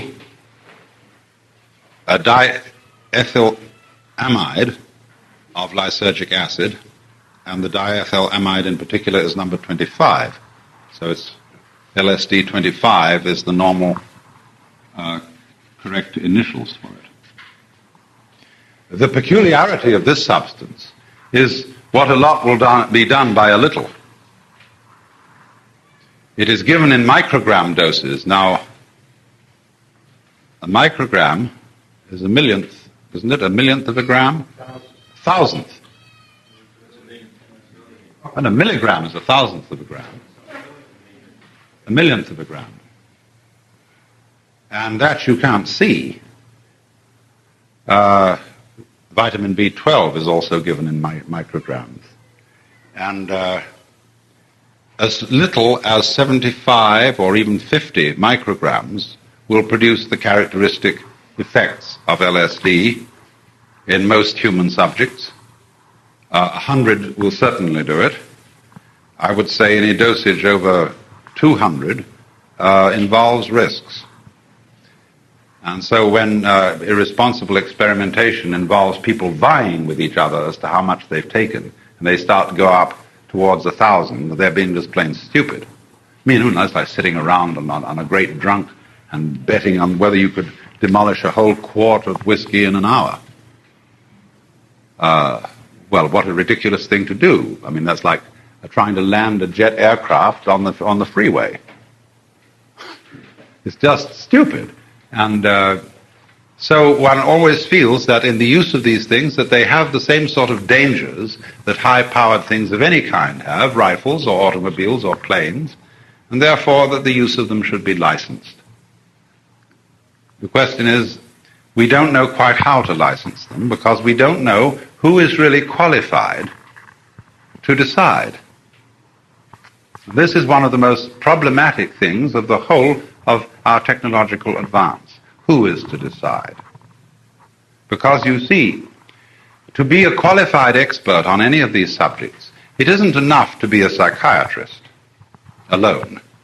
It isn't enough to be a psychopharmacologist, that is to say, one who specifically studies the biochemistry or the neurology of these substances. The psychiatrist should also have some knowledge of religion, of sociology, of mythology, of you might say mythology including symbols and all that sort of thing, though that should go along with it. And you see, we don't yet train a class of person who has all these disciplines at his disposal. And so every trained class of person who belongs in a particular category, minister, psychiatrist, pharmacologist, all feel at a bit of a disadvantage and therefore reluctant to assume responsibility for this kind of investigation. But you see, the trouble is, it's one of those things you can't get out of. Somebody has got to assume responsibility for it because it's happening. All these things are being used, and nothing is going to stop their use. You can't prohibit LSD, at least you can write it down in the books that it is prohibited, and you can tell the police to stop it. But why? The police are harassed enough with enough jobs as it is. Why send them on a task considerably more difficult than looking for needles in a haystack? LSD can be disguised so as to appear like almost anything. It can be made into gum for envelopes. It can be disguised as Kleenex, or blotting paper, or peanut butter, or honey, or just anything you choose. And so it is it's so minute, it is tasteless, it has no odor.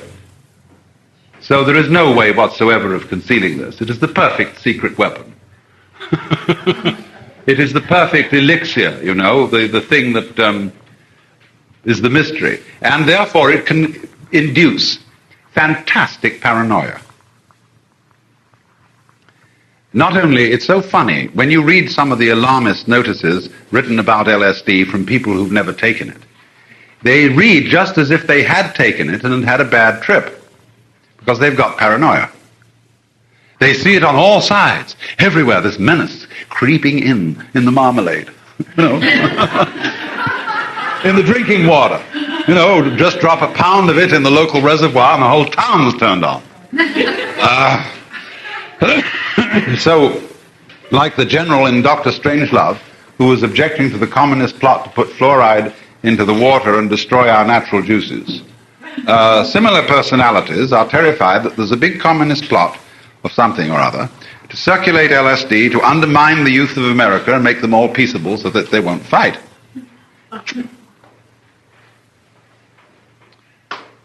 Well, that's not the way to handle things. All these things are best when they're out in the open. And then when we can have no paranoia about it, no hiding things, as it is supposing a group of students who are not out for kicks, incidentally. Kicks is a way of putting down young people. It's not taking them seriously. If you want to put down the young people and say they're only out for kicks, you've no business sending them to fight wars in Vietnam, which is a very responsible undertaking. So if a group of kids in college decide that they, for serious reasons of religious or personal investigation, want to take LSD, it would be very sensible of them to ask a psychiatrist to come over and sit with them for the day. And they would each put up enough money to pay him for his time. But they're not allowed to do so. That would be illegal. It would be illegal for the psychiatrist to take part in such a thing. That's the kind of nonsense you get to. So that what happens instead is that crime takes over. And organized crime hasn't really moved into LSD yet because there have been enough enthusiastic graduate chemistry students who would manufacture it, and they're idealists, and they only want to make a relatively small amount of money on it, and they want to turn everybody on. They want to turn on the President of the United States, the President of the Russian Republic, and everybody. They want to get high on LSD so as to make them see things. And here lie the dangers.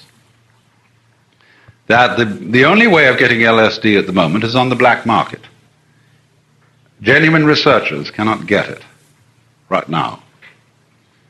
Now, black market LSD is liable to be loaded with many other things, especially if it comes from the syndicate. It is apt to be spiked with heroin, so as to get you hooked. Other people mix it with amphetamines to soup up the effects. Then also the idealistic graduate student may give you a larger dose than you thought you were buying. And so it's twice what it says on the bottle. And since there is no control over the quality of manufacture, it is as bad as the state of affairs in Prohibition when people were drinking highly deleterious bathtub gin. Nobody in his senses will take black market LSD. You don't know what you're getting. So by comparison with black market LSD, these other materials are not nearly so dangerous if taken in moderation. This really isn't dangerous at all. It's just that probably if people smoked it, it would give the liquor industry a bit too much competition for comfort. So then, now, each of these I've drawn a characteristic limit point where I said it will take you of itself. But then with a little push, if you've got the background and the initiative and the what have you, the training, you can take each one of them further. In fact, you can take even this one right the way through to here, and this likewise. But you see there's a corresponding effort, or whatever you want to call it, involved in each case. And you see, generally speaking, their effects are everything that I described under the terms of sensory consciousness, the sense of being time slowed down, being at one with the full physical environment, finding enormous delight and significance in what would ordinarily be called insignificant or unimportant patterns, the tones of people's voice, the fantastic vibrations of musical instruments, their different qualities of texture, and so on, is very much emphasized here, which is why this is a favorite chemical among musicians. Here, one goes into this very much, the utter fascination of the microscopic world, of texture, of the splendor of nature.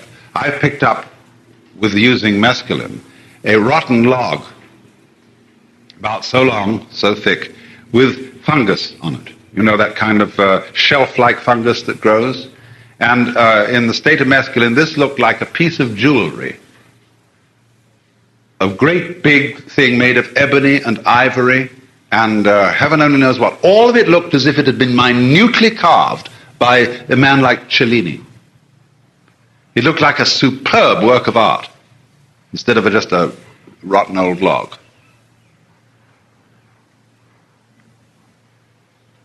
With LSD, the same initial sort of effects, but with it is apt to go, for a while, a kind of a strange sensory jazz. Walls start to breathe, to waver, ripple. Supposing you see something like, let's take a sea urchin's shell. You can look at it and all the nipples on it start to wiggle. Not only to your eyes, but also to your sense of touch. Meanwhile, the shell breathes in and out with the nipples wiggling on it. And you wonder now, what's the reason for that? Is this a hallucination? What's going on? You know it's obviously the effect of the chemical. But I begin to wonder about this because I try to establish why they wiggle, and I find if I hold my eyes quite still on a certain point, they stop wiggling.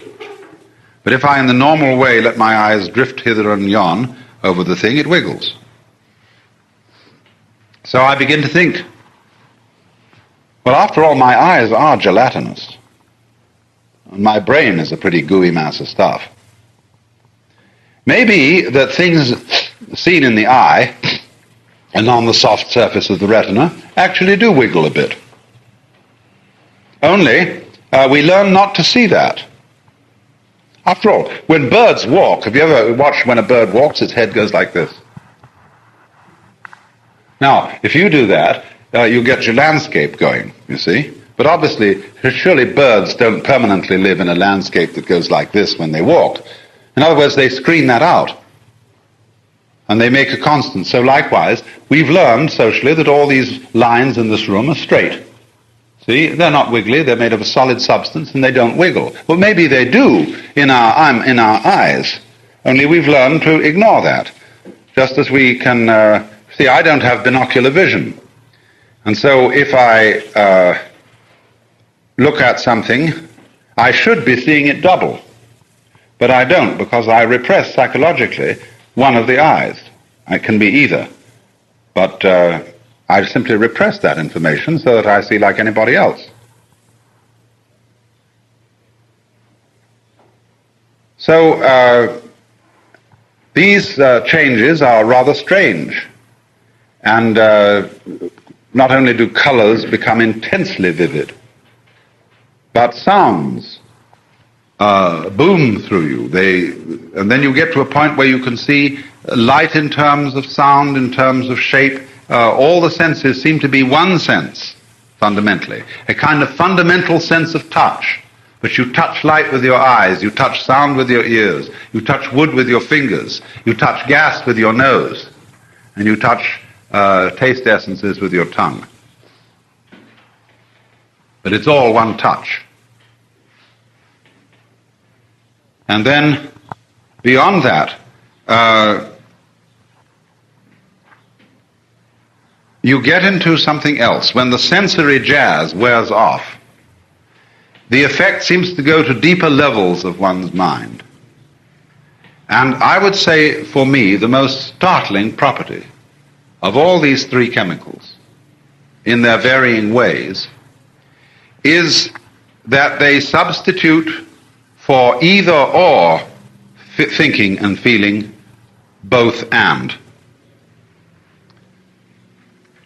That is to say, they facilitate polar feeling and thinking.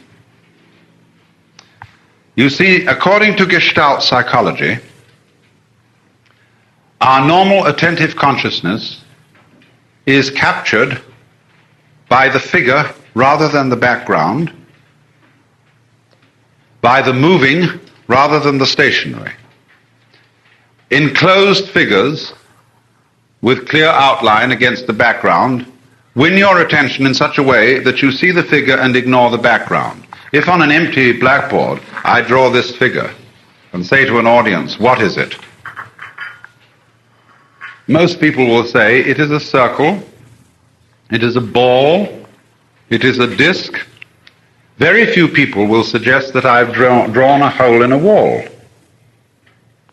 You see, because attention goes here. But you realize, obviously, you couldn't see the figure without any background. Now, you find you can reverse attention between figure and ground fairly easily.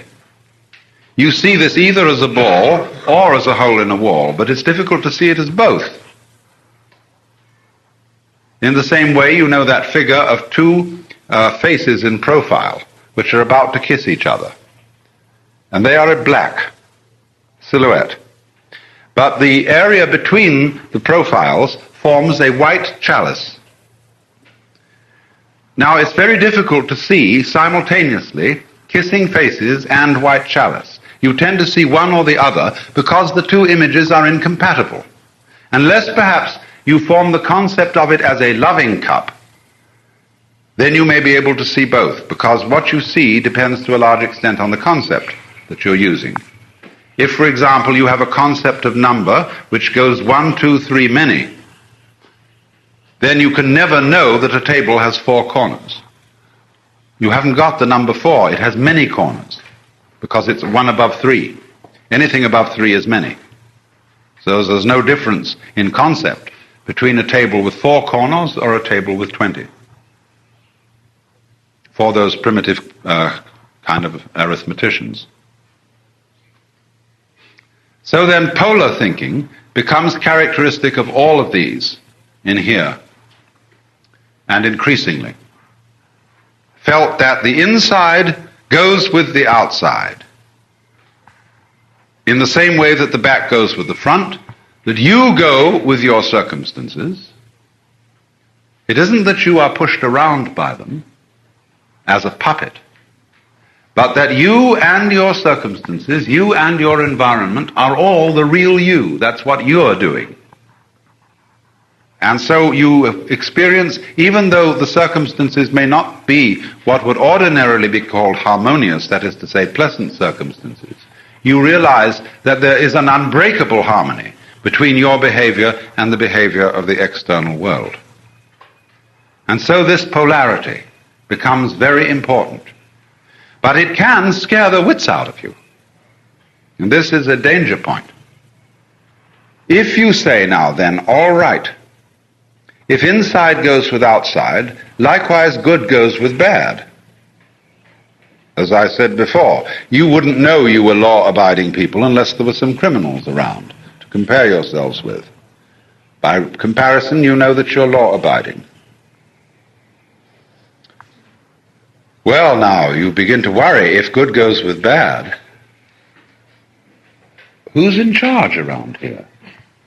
Who's to say what's right? If, after all, everything works out in the end, if anything goes. And therefore you can start to get worried. How will I know? What will I depend on in myself that I will behave in what is considered a sane way at the next moment? Will I suddenly be overcome with a passion to kill somebody?